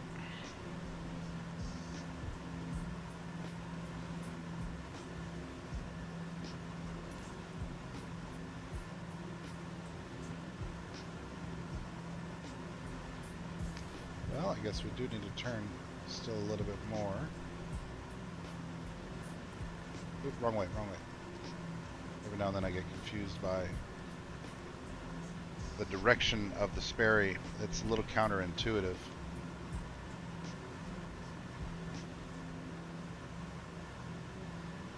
Follow the green line, follow the green line. And then once you get it centered up,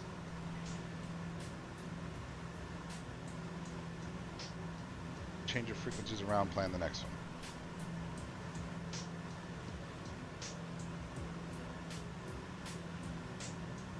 Almost perfect. That's right about perfect.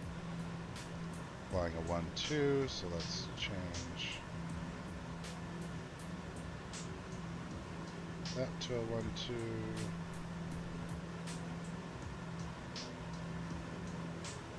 Alright, we want to put 109.6 into nav1, 109.6 into nav1. The two needles should line up now.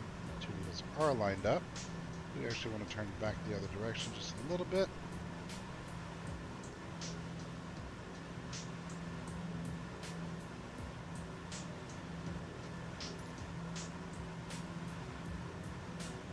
Almost perfect. And let's open up our OFP. So at the moment we are inbound Franklin, right? And yeah, 109.6. We want to go 113.9 next. So nav 2 to 113.9. Boink. Our needles should diverge again and probably out of range. Maybe not out of range. Let's see if that might be a high power one. Close the OP and SLT. High altitude, yeah, 113.9. So not surprised that I've got that tuned in. But I am surprised. I guess if you drew a straight line, it's not a lot of divergence there. So they're a little diverged here, but not by much. So it's fine. It's perfect. Perfect, perfect, perfect. Getting good at this. Proud of it. Proud of it. Feeling good about my VORing. No joke to navigate across a third of the country with just VORs. just about even here. We'll flip back over to our main tanks shortly.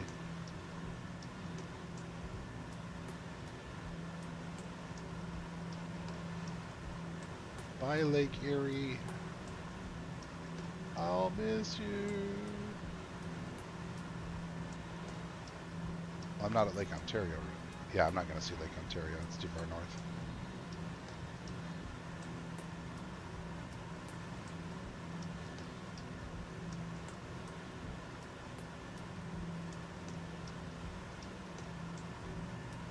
I am curious, will I expect to see, I'm going to go over to Google Maps real fast, will I expect to see Pocono Raceway, Pocono Raceway from the sky? I doubt it. It's kind of out in the middle of nowhere.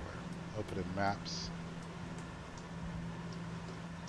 Where's it at relative to Scranton? Oh, you know, I might actually fly over it.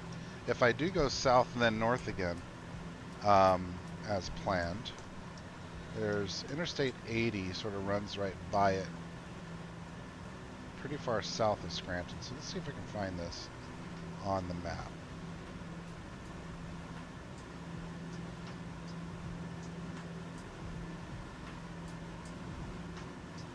Oh, there's Pocono Raceway. So no, I will not. It's too far south. Do need to start thinking about what runway I'm landing on here. Runway 22 is from the north. It looks like it's a no windy day, huh? Let's remove that and look at the different runway options. It looks to me like I can choose whatever the hell runway I want.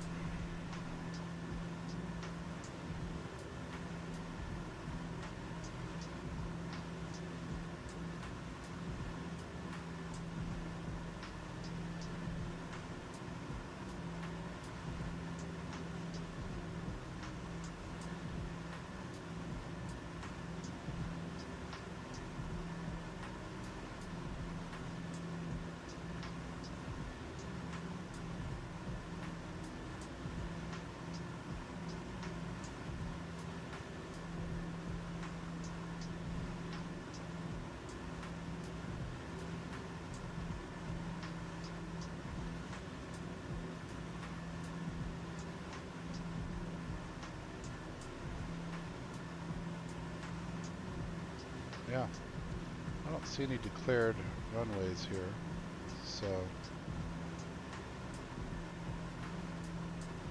let's see who's got an ILS, which runways have an ILS. What are our approaches? Runway 4 has an ILS.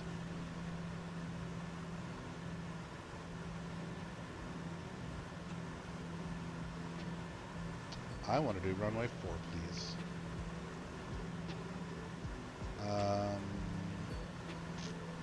Yeah, that's the one.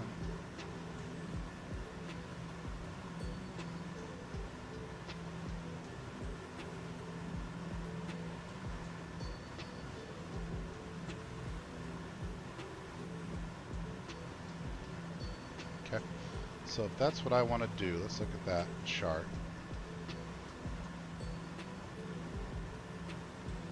109.9 is the frequency.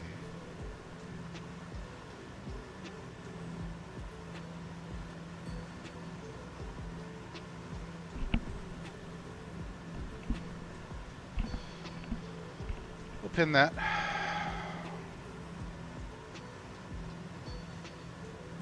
But back to where we're at though. Cruising toward Pocono.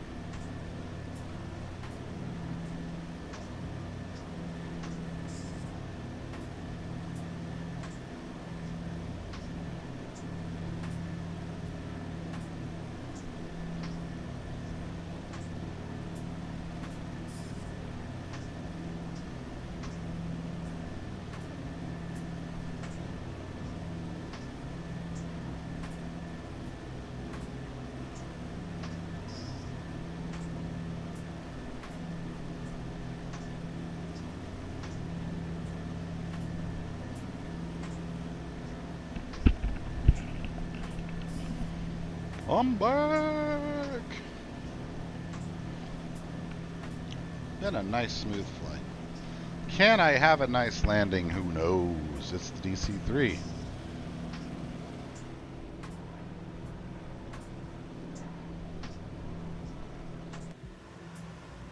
Altitude check. Looking good. Definitely still hitting that turbulence though. Some rough air. Nicely on course.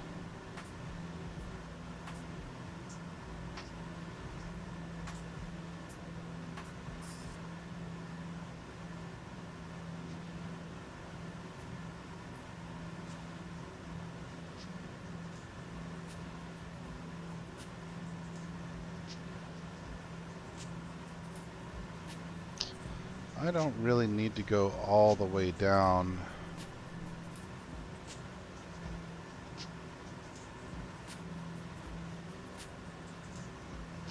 I wonder if that's close enough where I'll start picking up the ILS there. Are there any visual indicators that would tell me when to turn there? I might be able to see the airport from there. So if we begin our descent after FQM,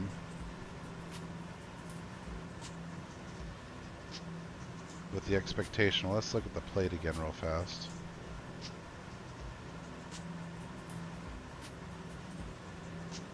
$4,000 at heap. I think I'll plan on getting down to like 2,500 or so by the time I cross that line.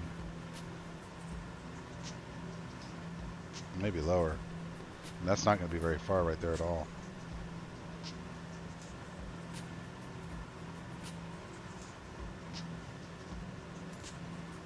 Starting to get close though. Come down the elevator a little bit, please. Turbulence is fighting us, updrafting us a little bit.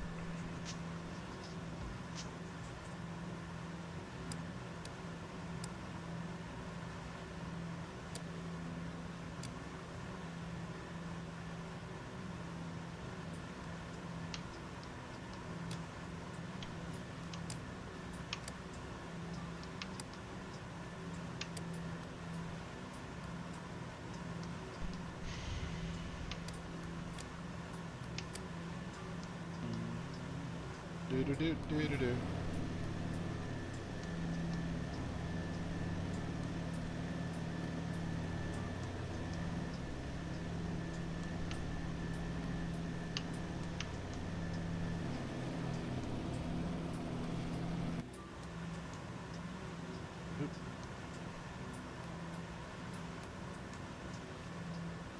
Even that out again. Maybe we can try to come up 1 or so 100 feet.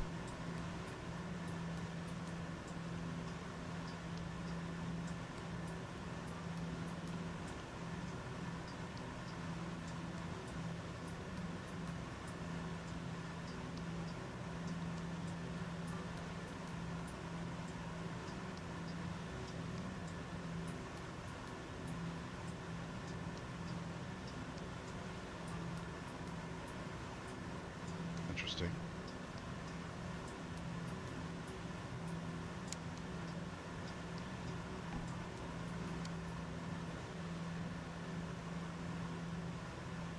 Oh, I see. That's reading the reciprocal.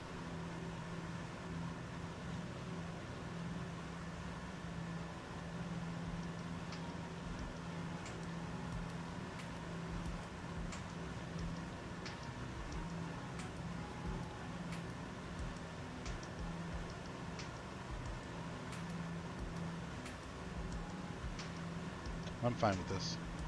I mean, this is good to know the bearing of that VOR, right? But I don't necessarily need to follow those angles. I can skip right by it on the right, visually spot it, cruise on to SLT, and then my next one will be FQM, which is a low altitude of 114.4.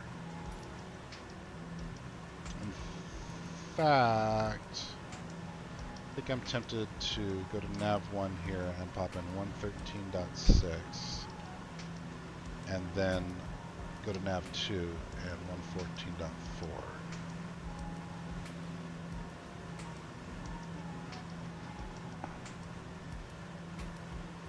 Interesting. Did I do that wrong? What's this LT? 113.9. Sorry, 113.9.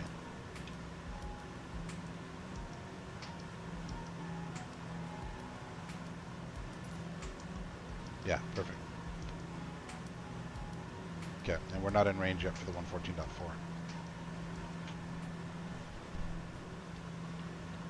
So we'll follow that one.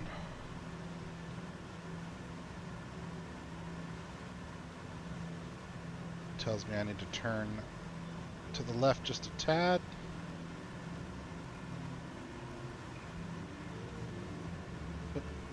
Counterintuitive again. Confuses me.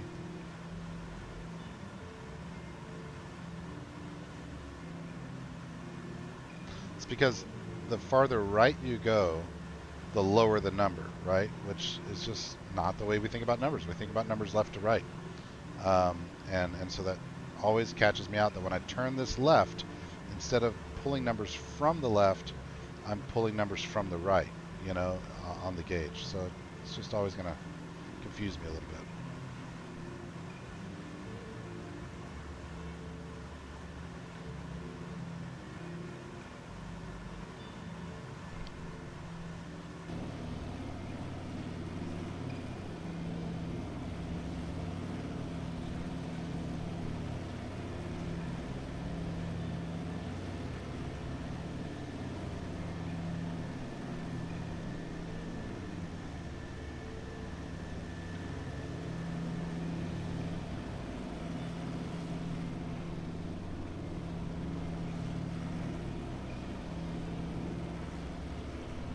What a beauty.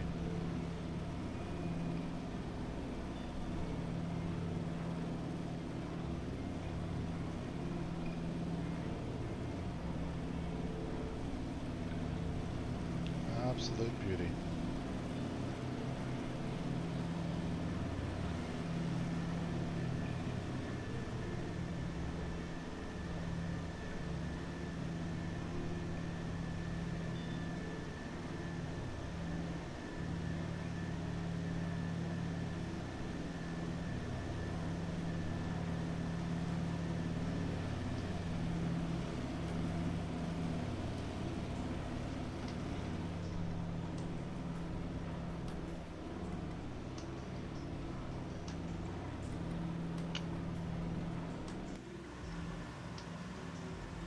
To check. Well, you know what? We had originally planned a 9,500, so why don't we go ahead and bring it down to 9,500?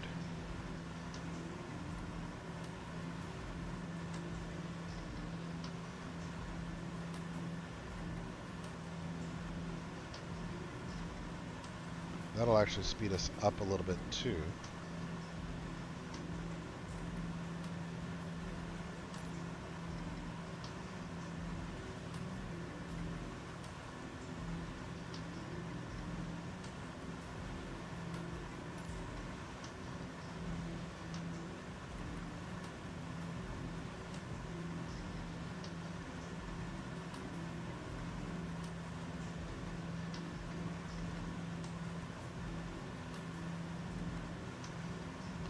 That white needle centered.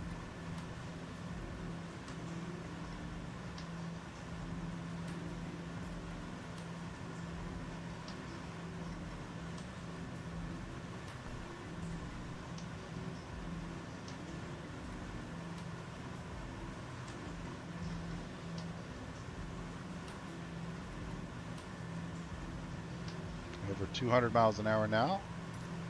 Cruising. Looking good, showing about 46 minutes to go.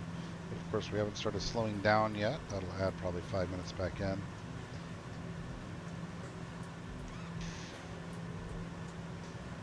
We are not going to go all the way to LVZ here. We're going to turn north when we can see the runway, I guess. Looking at the peaks here, nothing to worry about altitude-wise.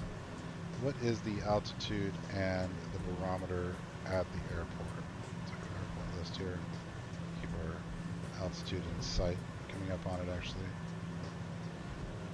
Take care of that real fast first. Aviate, navigate, communicate, right?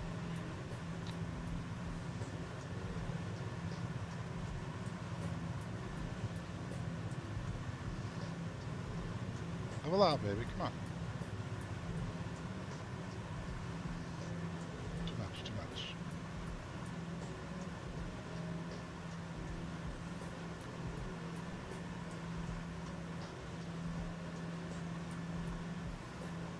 That's about right.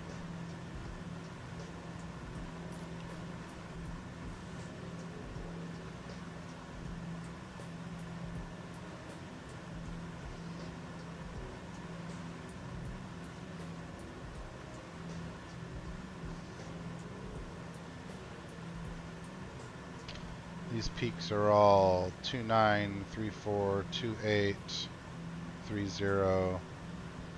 But as long as I keep over 4,000 through FQM, I'm okay. Then I can begin descending, but I don't want to be below 3,000. Probably until it's about, I could be at around 2,000 here. Yeah, that's what I'll do. I'll wait until I'm past these peaks, and then I'll start coming down to 2,000.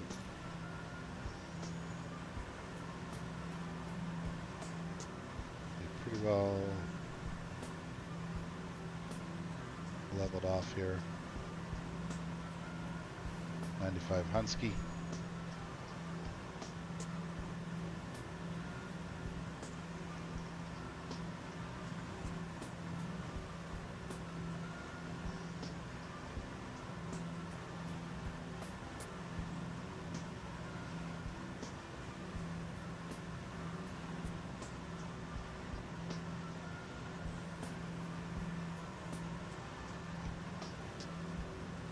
VOR flying.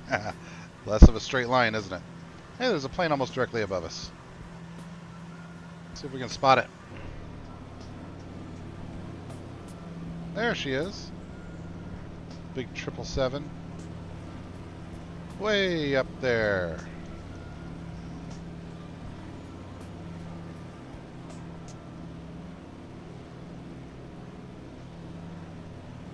He's at like 34,000 or something. What was it? What was it showing on SimAware?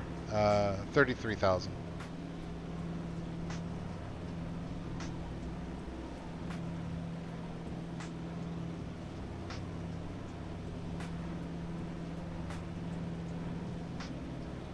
He's cruising from Gary, Indiana, to Newburgh, New York. It's a FedEx plane. Oh, it's an MD-11, not a 777. I thought it was a 777. You know, I think I'm going to have ATC at landing, but again, I'm going to do a visual approach. Being VFR, I'm only going to contact if they contact me, but I will set up 125-325 in my comm panel just in case they ask me to contact. 125, what was it? 125-325. So we'll go comm 1, 125. Oh, get there. 325.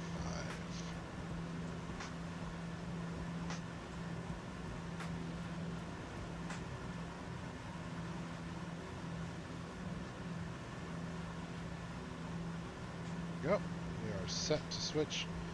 If I get asked to contact them, I will. Otherwise, I'm going to assume VFR without flight following.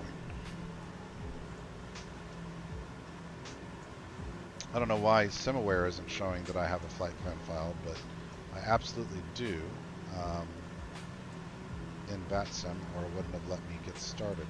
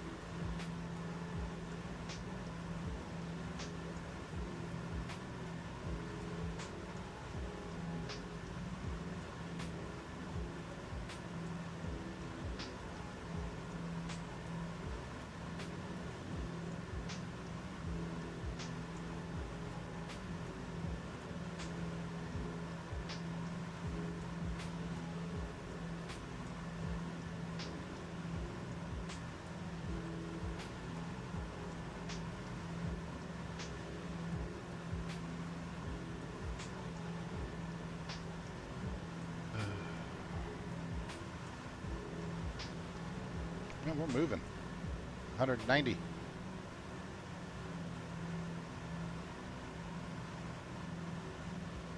Yeah, getting down to 9,500 I think was a good bet. I think the plane's just a little bit more efficient down here.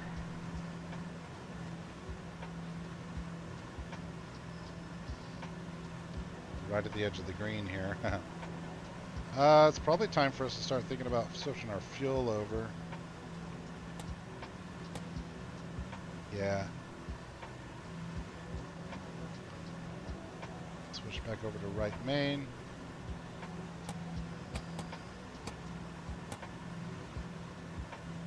And left main.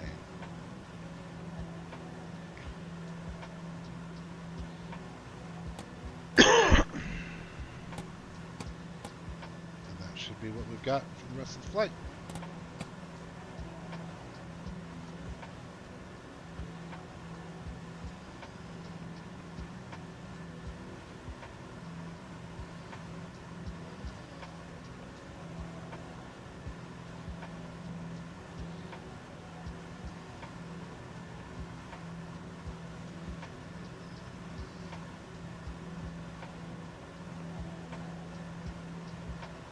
A happy cruising altitude. It likes this 9,500 action. 190. Trimmed out nicely. Perfectly at 95 for the moment. The turbulence has been pretty ridiculous here and there. Still bouncing around right now, to be honest.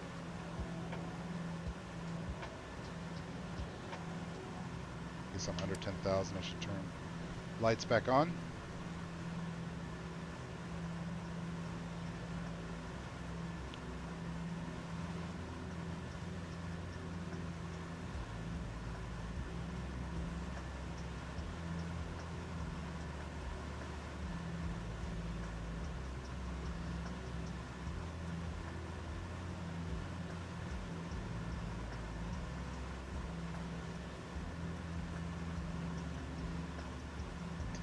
Checking our needles, still haven't acquired radio 2, set up on radio 1, just fine. And if we were to visually try to place ourselves on the map, what should I be seeing? What am I looking for? A whole lot of nothing.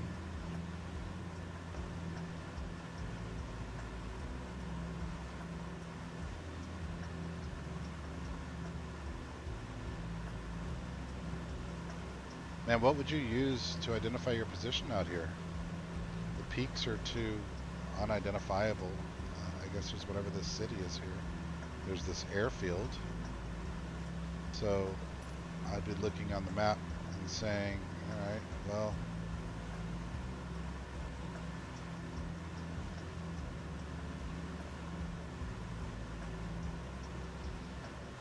is that an airfield? Am I seeing that right? Or does that just happens to be a straight line? I guess I wouldn't, right? I'd know my speed and the distance, and I'd say, okay, check position again, you know, and see if you can see something, right? Like the Cameron County Junior Senior High School? Why would I see that on this map?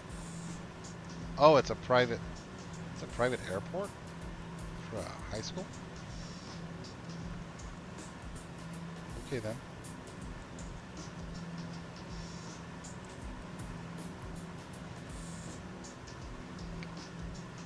I guess I would be seeing these peaks coming up on the left, right? So I'd be identifying the fact that we have mountainy things happening over here, and I'd probably be looking for this overlap, right?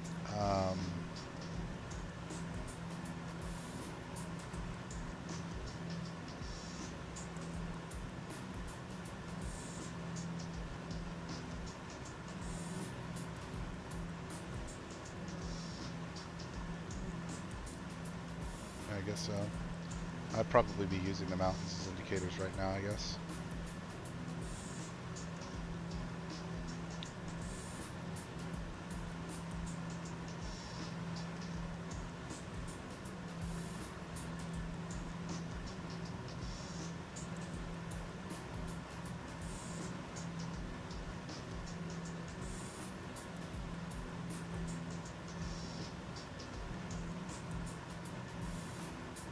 wonder if I should try to file the flight plan again.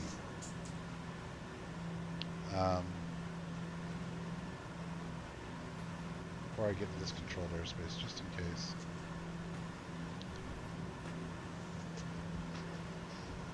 Pre-file on network. VATSIM pre-file.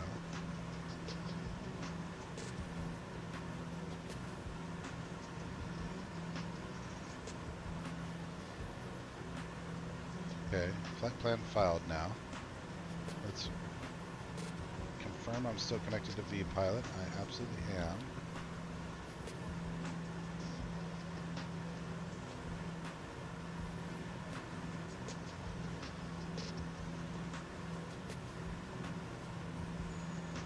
Found an existing flight plan, confirmed.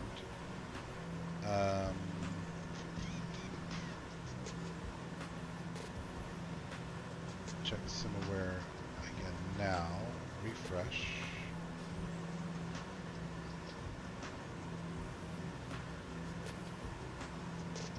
Hey, now it's showing. Okay, cool.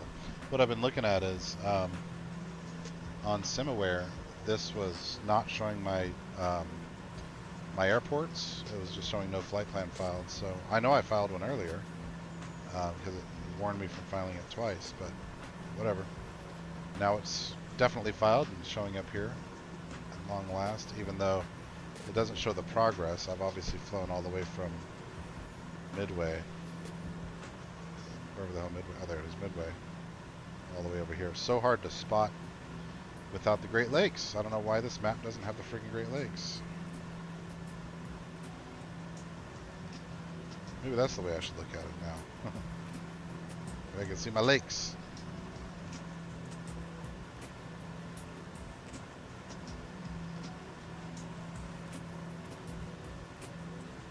And again, I'm not sure exactly how VFR flying on VATSIM works. This will be another learning experience for me where I'm not going to ask for flight following. We'll see if they contact me. But obviously my airport here is well within the area. And it's also worth noting that there's only like a 4% chance, as of yesterday, only like a 4% chance at the racetrack today for race time. And I'd like to point out, there's this massive blob right now hovering over the racetrack. Or where's the racetrack? Let's see if we can find it real fast here. I'm going to be landing into Scranton. That's Scranton. Racetrack's down here somewhere. Looking for a big ass triangle.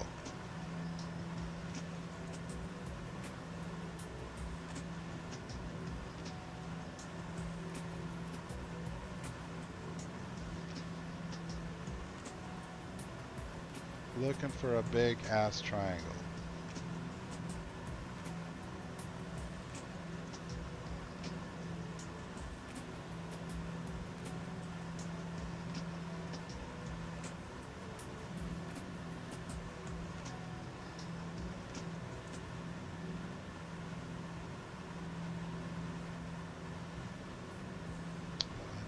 This area. Alright, so I know there was an interstate, like it was right off an interstate south of the city, right? South of Scranton.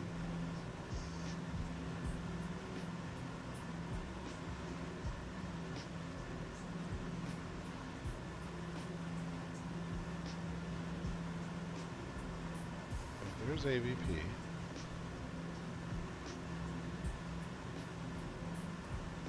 Ah, there it is. So there's the racetrack. So no weather at the moment, but look at this blob. I'm going to go look real quickly at, we'll just use the Windows one, I think.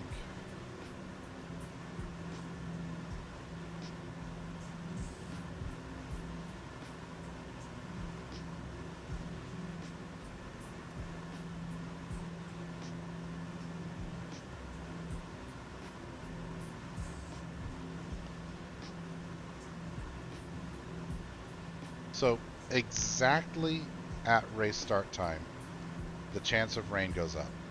Of course it does. That was a 4% chance yesterday. And look, no rain before, no rain after. The weather waits for NASCAR to get there. I think Like 80% of the races this year have been affected by weather. It's just crazy. If there is a delay, it shouldn't be a long delay. Just incredible to me. Just incredible to me.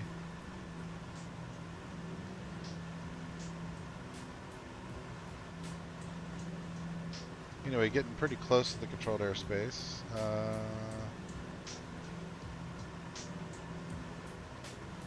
Another plane coming up on us here.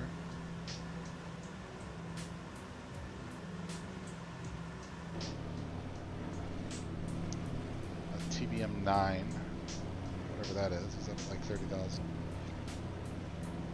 See him yet?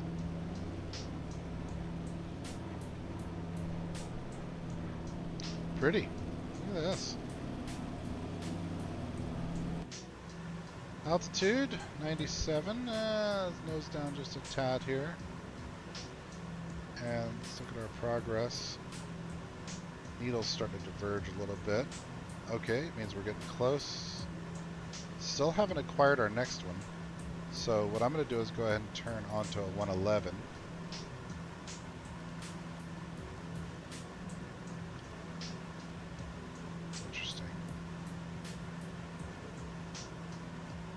Oh yeah, that makes sense. That makes sense. I'm a little bit north of my target.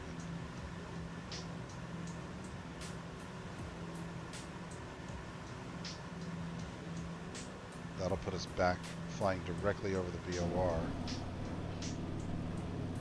which is this little town nestled in here. Well, I bet you that's a pretty place to live. Sometimes, man. Want to find a little cabin in a mountainous region, live a simpler life.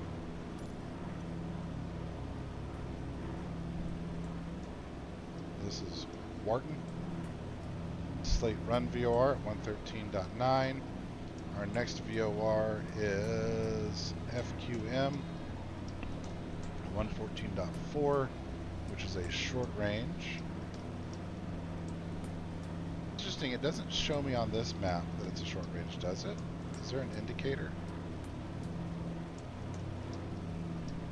113.9 is underlined. 14.4 is underlined. Channel 91, channel 86, and then the Morse. Yes, I don't know how to tell which one's a high altitude, which one's a low altitude. Is the size of the circle different? No, the size of the circle is about the same.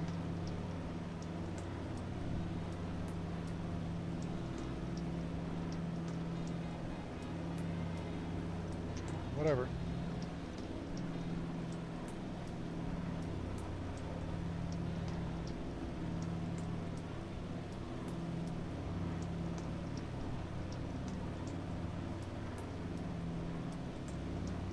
Alright, well FQM's programmed in. We'll just maintain this. And I guess we'll leave SLT plugged in and operate on a radio. So we should expect to see this, you know, pretty much directly behind us in a moment. The arrow pointing behind.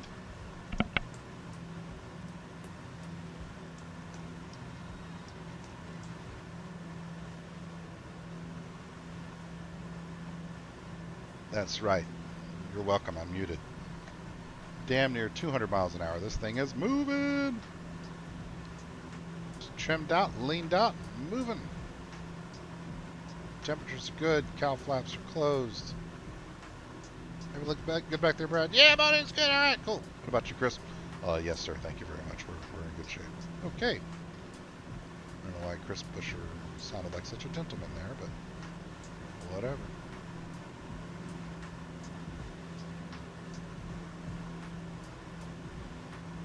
Very pretty. What an amazing rendering engine to, you know, I mean, it looks like they've rendered millions of little trees, and I'm sure it isn't. I'm sure it's a texture. They're like, okay, this is a heavily wooded area. Show this, right? And I'm sure they've got types, but I'm sure they're not individually rendered trees, right? It's got to be some sort of carpet texture, blanket texture that's covering an area.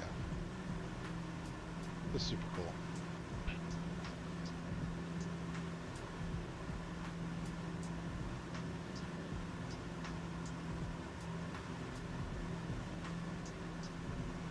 Just super cool.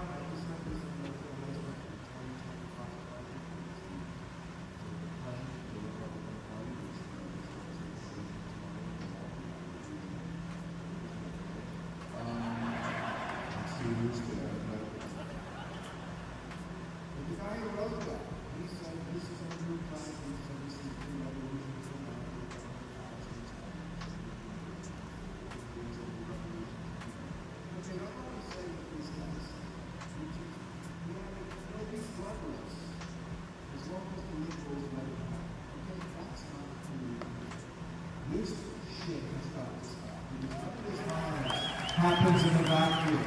It's never in a vacuum. But I'm glad he's okay. The luckiest motherfucker that has ever walked the face of the earth. And again, I'm happy he's okay. In 2016, I was to be the luckiest he lost the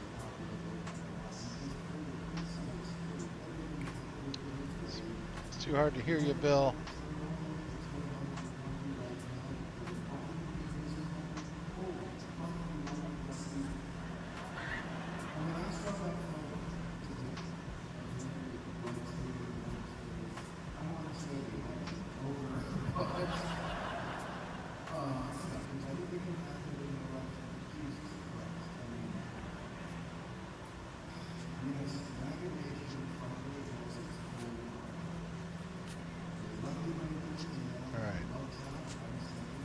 Okay, I was trying to hear what Bill Maher had to say about the assassination attempt. Couldn't really hear him. It wasn't a good recording. But we're inbound FQM. Looks like we've got 114.4 is programmed into our secondary, right? So let's go ahead and plug that in now that we've acquired it to nav 1. 114.4 into 1. And then for nav 2, we'll put LVZ. Yeah, we'll put LVZ for now, but then we'll also put the runway ILS frequency in standby for both. I think that's the right thing to do. So we want to have, this is another low altitude, so 111. Oop, that's not what I wanted. I wanted nav 2, 111.6. Flipped over, so let's check our needles real fast. Excellent.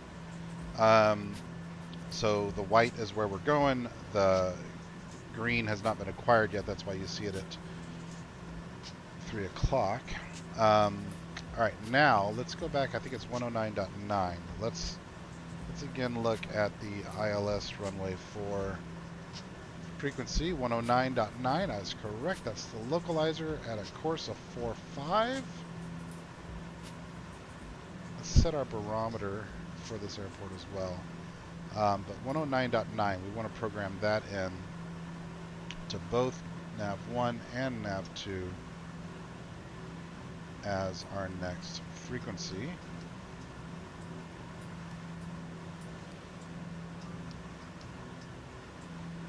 Okay, very good. So both set, cross-check, flying toward 114.4, next is 111.6.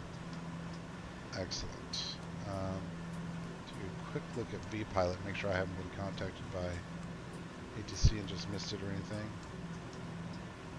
Because I should be well within.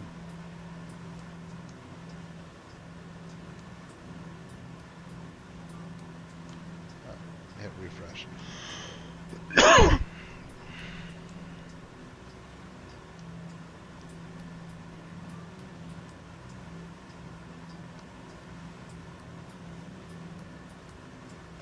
Yeah, I am within the controlled airspace now.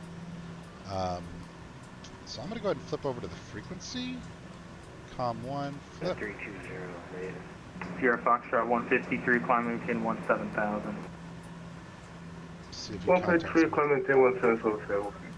Sabella 718, New York, hello, descend and maintain 1000. Kennedy altimeter 3006, expedite to DC. Alright, 1000, expedite to DC. So 109.9. 045. New York Center, American 106 on the ground in Kennedy with Alpha ready to our KLM 645 heavy, 10 miles from Ebby, turn right heading 010. Maintain 3000 till established, cleared ILS 4 right approach. Cleared ILS 4 right approach, heading 010, KLM 645 heavy. American 106 heavy, runway 4 left, taxi via Bravo, Kilo, cross runway 31 left at Kilo. Alright, runway 4 left by Bravo, Kilo, cross 31 left at Kilo for American 106. Delta 2783, maintain flight level 250. I maintain 250, Delta 2783. Down. Center, Southwest 161, currently at flight level 340. Okay, can you give me a position? Turn that down just a tad. 20 miles to the north of Jersey. Southwest 161. Southwest 161, descend and maintain flight level 280. Descend and maintain 280, Southwest 161. KLM 645 heavy, runway 4 right, clear to land. Clear to land 4 right, KLM 645 heavy. GPS 913 heavy, turn right heading 100, runway 4 left, clear to take off. Start thinking about our descent. 4 left, clear to take off. Okay, 913 heavy. Think at FQM I'm going to begin slowly descending the area. Again, keeping it American 2120, cross runway T7 right at November, continue via Sierra 1. maybe until I get to Wilkes Barre, and then 25 here by the time I'm doing my left turn.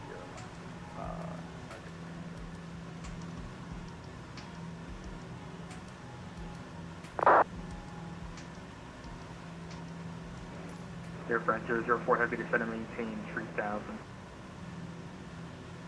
Descend and maintain 3000, Air France 004 heavy. That's 1167, maintain flight level 250. Maintain 250, FedEx or Delta 1167. Got our needles, looking good.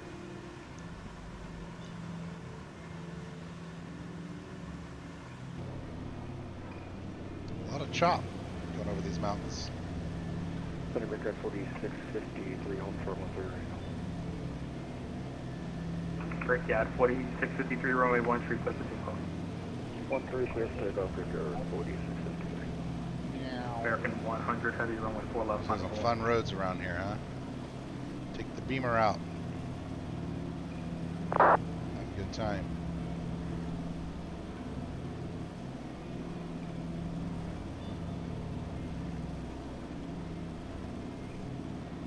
That's a steep climb there, isn't it? Look at that. Look at the steepness of that mountainside. FedEx 111 heavy, expect the ILS 27 approach from the Kingston VOR. I don't know how tall the peak is, but that is right the hell up. ILS 27 from the Kingston VOR for 2334, but yeah, that's about right. Porter 167, New York Center. Oh man, Request IFR clearance to Miami. stop yelling. Okay, you're very loud. This is the 5th time you've asked for clearance. This is the 3rd time I'm telling you you got your clearance via PDC.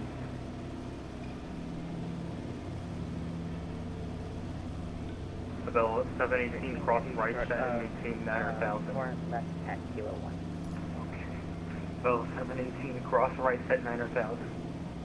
right at 9,000. Bell 718. PS 913 heavy radar contact. Stay on. PS 913. When we get to FQM, we expect to turn heading 913 106. heavy, roger, turn right heading 180, roundabout. climb and maintain 9,000. 9,000. Going a solid 200 here. Yep, and we've acquired our next signal. More left at Kilo 1. So now that we have that, we'll go ahead and turn nav 1 over to the ILS Traffic guy in frequency. Newark who's requesting So that taxi, will FedEx not be acquired. 1685, runway 4 left, That is taxi via okay. Alpha, Alpha advisory for departure. I'm going to go ahead and set this to 045 roundabout. FedEx 1685 heavy, 4 left via Alpha, Alpha advisory for departure. That's 4. So that's about 4 or 5 right there. So when I get to the ILS, Brickyard 4653 radar contact, stay altitude. 2.6. Brickyard 4653, roger, turn left heading 360, climb and maintain 6,000. 360, 6,000, Breaker 46. and any indication of when I'm passing FQM here. Anything to look at visually? American 2120, roger. Not really, huh? Go ahead and slowly start my descent. American 2120, turn left heading 245, runway 27 left, clear for takeoff. Targeting 4,000. Left heading 245, clear for takeoff. So that's 8 minutes. United 13 heavy, But I'm runway going really 4 left, line fast. up and wait. 4 left, United 13 heavy. Got 50 miles.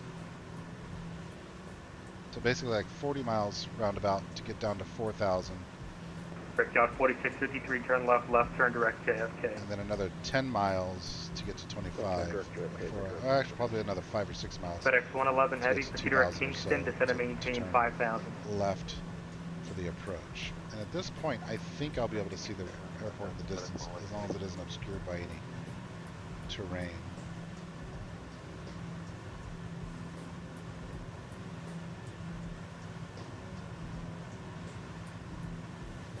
Bill 710, expect a visual approach, runway 2 into New Haven. Expect visual 02, Wilkes-Barre. When we PS 913 land, heavy, direct Robbinsville. passenger terminal, cargo apron, fire station, hangar. I guess we'll pull into the passenger Delta terminal. 2783, climb and maintain flight level 380. Maintain 380, Delta 2783. Delta 1167, higher over gale. I don't over see Gale like for a private ramp. Delta 1167. This is a bit of a Delta wild airport. 161, in descend that and maintain it's flight level weirdly 180. elevated, and I guess it's because of all the rolling hills Flight there. level 180, It's weirdly Southwest elevated. 161. You cannot come in short. United 13 heavy, flight, turn right heading Over 100, 200 miles runway an 4 left, clear for takeoff. My heading 100, Let's turn left just a little bit. KLM 645 heavy, turn left on Yankee. Cross Green runway 31 right arrow, at Yankee and hold short of vertically aligned. Foxtrot. Cross runway 31 right at Yankee, hold short of Fox, KLM 645 heavy.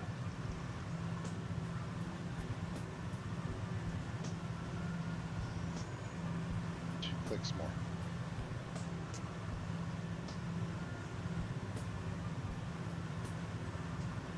American 2120 radar contact, say altitude.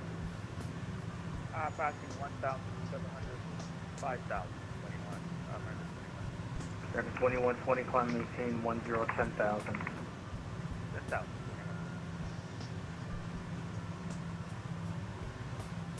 American Christian Air France 004 heavy, turn right heading 260. Right heading 260 from 004 heavy. American 1945, runway 4 left, line up away, caution with turbulence.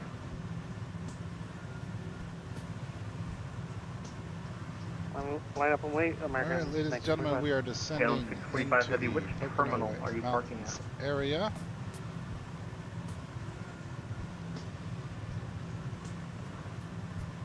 It could be dealer's choice. Grass strip down International. there. Yeah, that's Terminal 4, so let's do this. Taxi via Yankee, Juliet, hold short runway 4 left at Juliet.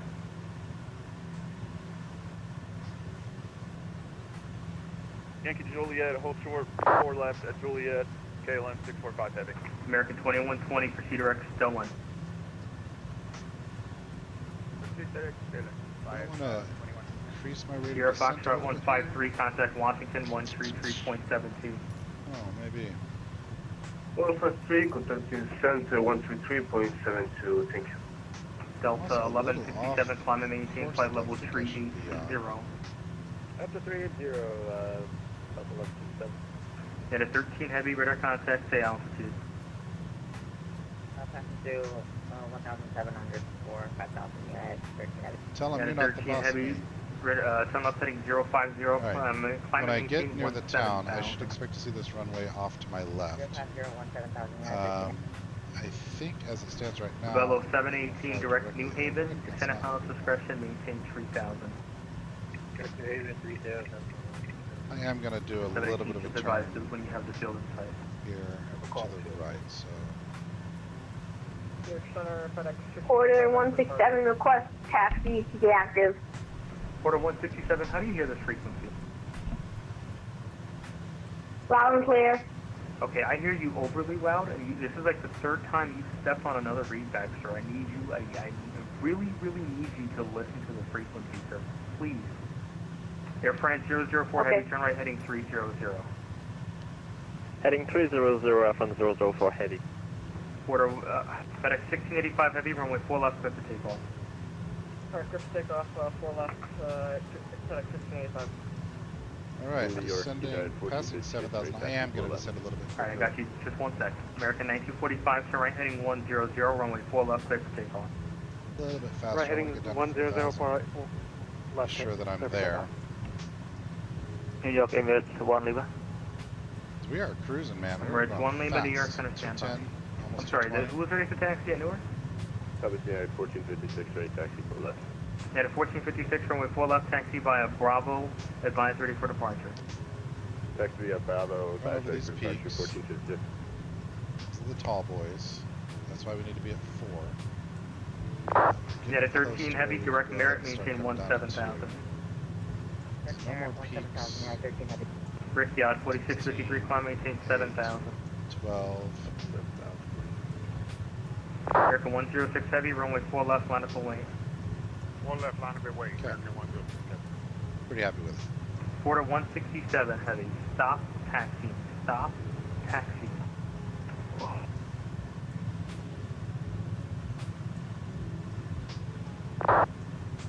Order 167 is stop taxi. What? Okay, I'm just going to contact the supervisor and I'm going to ask that you speak to that supervisor because this isn't the name. American 2120, climb and maintain flight level 400. 400, American. Help the kid out, man. He's obviously a little kid trying, And yeah, FedEx 111 heavy clear for the ILS 27. doesn't know what he's doing wrong. Help him figure it out. Not supposed to be a jerk. New York Emirates 1 Lima. Emirates 1 Lima, New York Center. Expect ILS 4 right, altimeter 3005. 4 right. All right, start to look for visual indicators here. Emirates 1 Lima, squawk 4566. Good, looking good. Emirates 1 Lima, squawk 4566. We'll turn back So 4566 Emirates 1 to Lima. the left. Airframe 004 heavy, 10 miles from heavy, turn right heading 010, maintain 2000 to establish, cleared ILS 4 at approach. Heading 010 and clear 2000 for establishing front 004 heavy. At a 13 heavy radar service terminated, I frequency think my change game. approved. Oh no, okay, good. It came back. Ugh. It froze hard for American a second. 1945 radar contact, say altitude. Going way too fast. FedEx 1685 heavy radar contact, say altitude. We're at 1200. Final departure, FedEx 1685. FedEx 1685 heavy direct Brekkie, maintain 17,000. The throttle's a lot. Direct Brekkie 17,000, FedEx This 1685. thing down to like American, 190. American 106 heavy, turn right heading 100, runway 4 right, clear for crushing runway 4 left. 4 left, clear for takeoff. Right 100, 4 left clear for takeoff with American 106. Okay, interesting. 109.9 has started to American apply. 1945 departure, you up? 10-4, I apologize. Flight level 350 and climbing. Okay, say airspeed. Apologies. Delta 2783 radar service terminated, frequency change approved. Unicom Delta 2073. Bye-bye. Airframe 004 heavy, runway 4 right, clear to land. I'm gonna flip over to Unicom. That guy's too aggressive. I don't like him as a controller. I don't like the way he was treating that kid. Help the kid learn, man. I mean, I'm a grown-ass man and I make all kinds of mistakes. I only expect that kids will too. I'm just playing a game. No one's actually gonna die in a mid-air collision in this thing. Take it easy. Alright, altitude 5,000. Looking for visual indicators. I got some lakes over here. A little rise after that. Let's see if we can find that on the map. Okay, I see a couple of lakes, yeah. And then a rise there, 1779. So I'm actually a little bit below the line now is what I'm seeing. So let's do a little turn back to the left.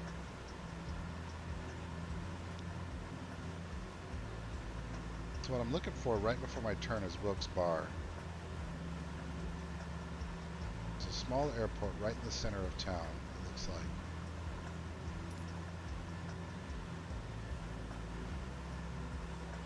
That's an indicator right before I turn. And then of course my white line here is going to be my... I'm still tuned into LVZ with my green. The green is almost true up. Yeah, this is pretty perfect. If I can get my speed and altitudes correct, which we're way off the throttle right now, slowing down as we come in for approach. Scranton traffic. Delta 617 is on VFR approach into the Scranton area from the west, preparing for an ILS runway 04 approach into Scranton. Passing 4,000.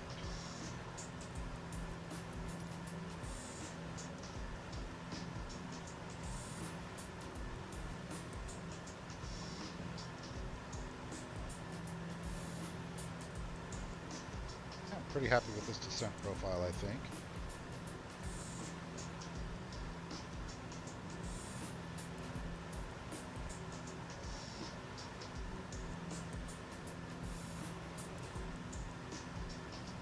Trying to figure out if it's on this side of those mountains over there or the other side. Looks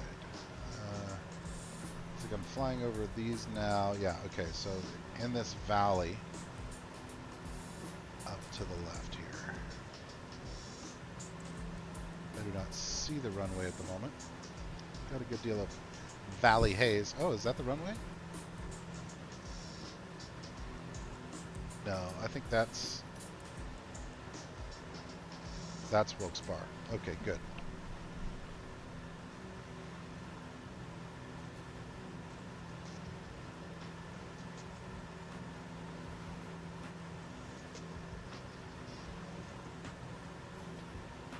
So that's Wyoming Valley Private Airport. That's what that is. I'm on my way into Wilkes-Barre. Ah, which I see there. Very cool. All right, runways in sight. Sort of. When I zoom the hell in, runways in sight. Look at that. Captured the ILS. Very, very cool.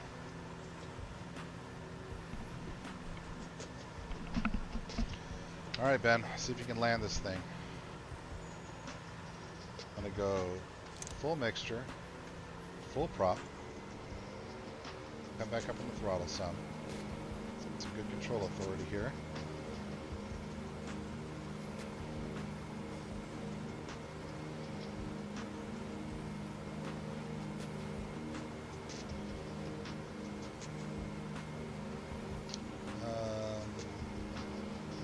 Down a little faster, please.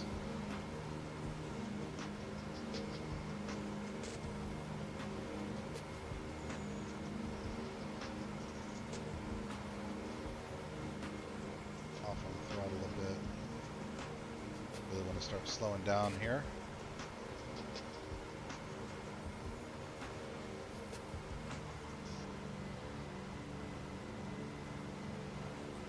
Check, we're good for landing.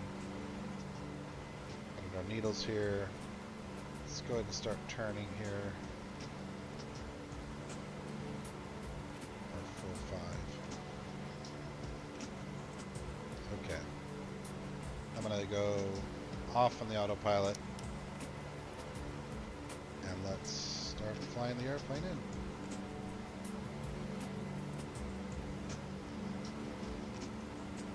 Spot that runway down there.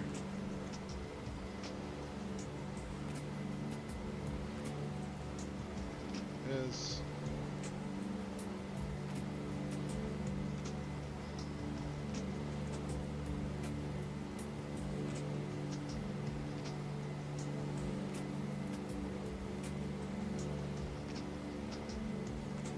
Wilkes-Barre traffic.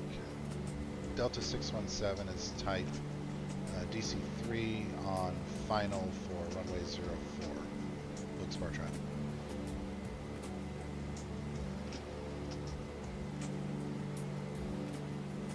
Speed's coming off nicely now. Let's look at this runway, get nice and oriented. Okay.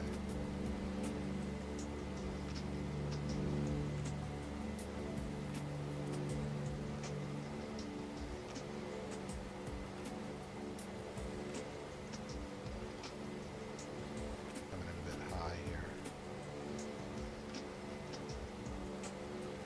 Look at our needles.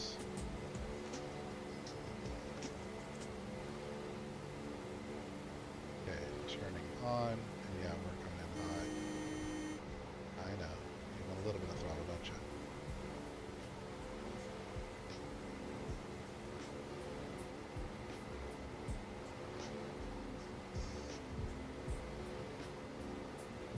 you? Gear coming down.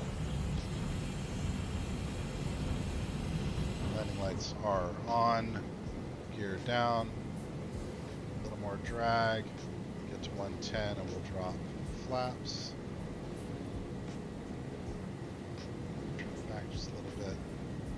And flaps 1.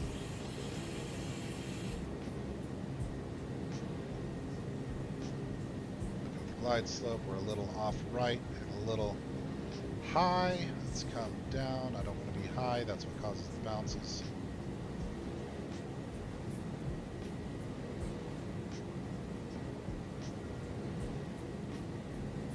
All right, Ben, let's do a good landing in the DC3. The elusive good landing in the DC3. That's what we're working on today.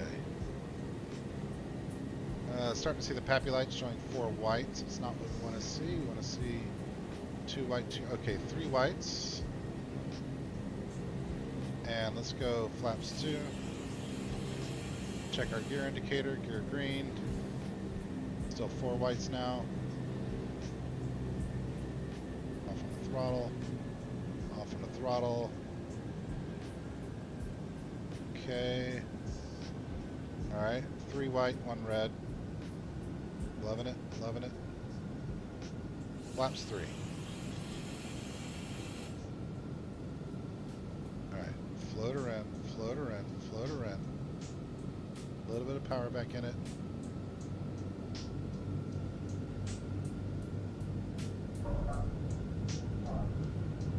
Okay, keep the power on for just a second. And power slowly coming off. Look at that. Okay.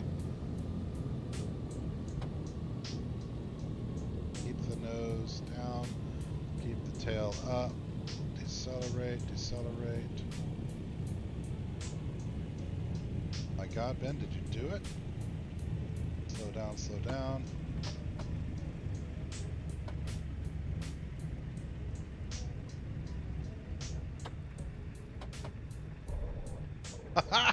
I did a good landing in the DC3. Oh my goodness. Woo! Good landing in the DC3. I'm so proud of me. Wow. Oh, I taxied onto another runway. Oops. I want to be over there, don't I? That was awesome. Great landing in this plane. Okay, with the exception that... no, that's right. Yeah, never mind.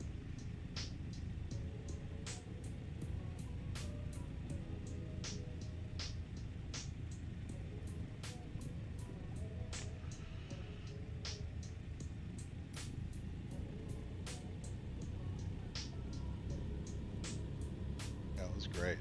I was really happy with that. Fantastic landing for this plane. The only mistake I made there was I taxied off of one runway onto another. But I'll give myself a break on that. You're supposed to vacate the runway as soon as you can. So a little lack of awareness from me there, but otherwise the best landing I've ever done on this. So the slow, low glide slope, not hitting the ground at too much of an angle of attack, that was secret number 1. And then keeping a little throttle on after landing. I think that's secret number 2.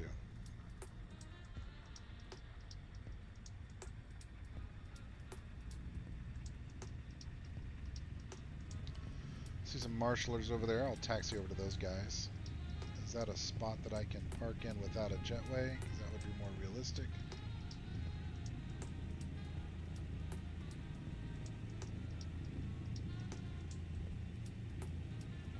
I think so.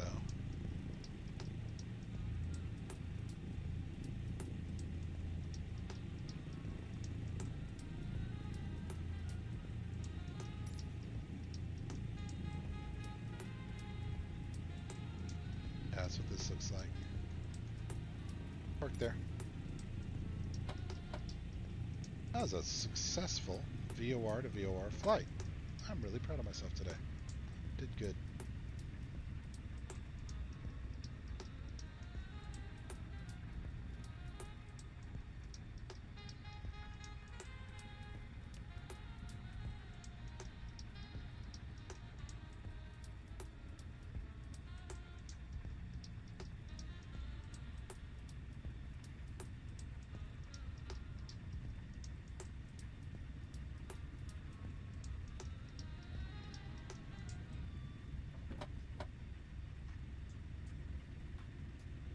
I can't see it, brother. Okay, we're just gonna stop there. Very cool. Oh, I can't remember where the park... Oh, I do. I remember now.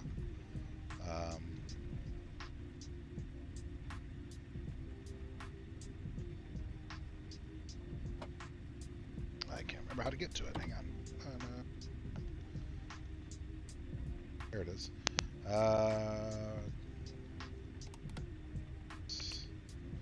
There it is. Parking brake, right? Parking brake is off. Let's Prop and fuel down on engine number 1.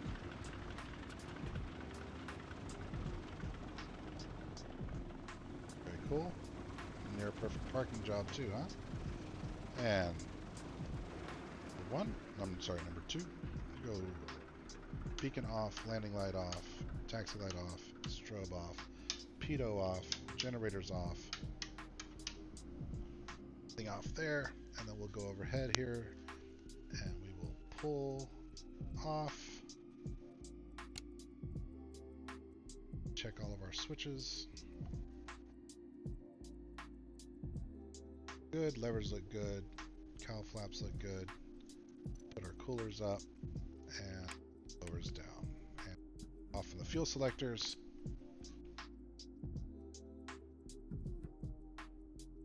And then handle back.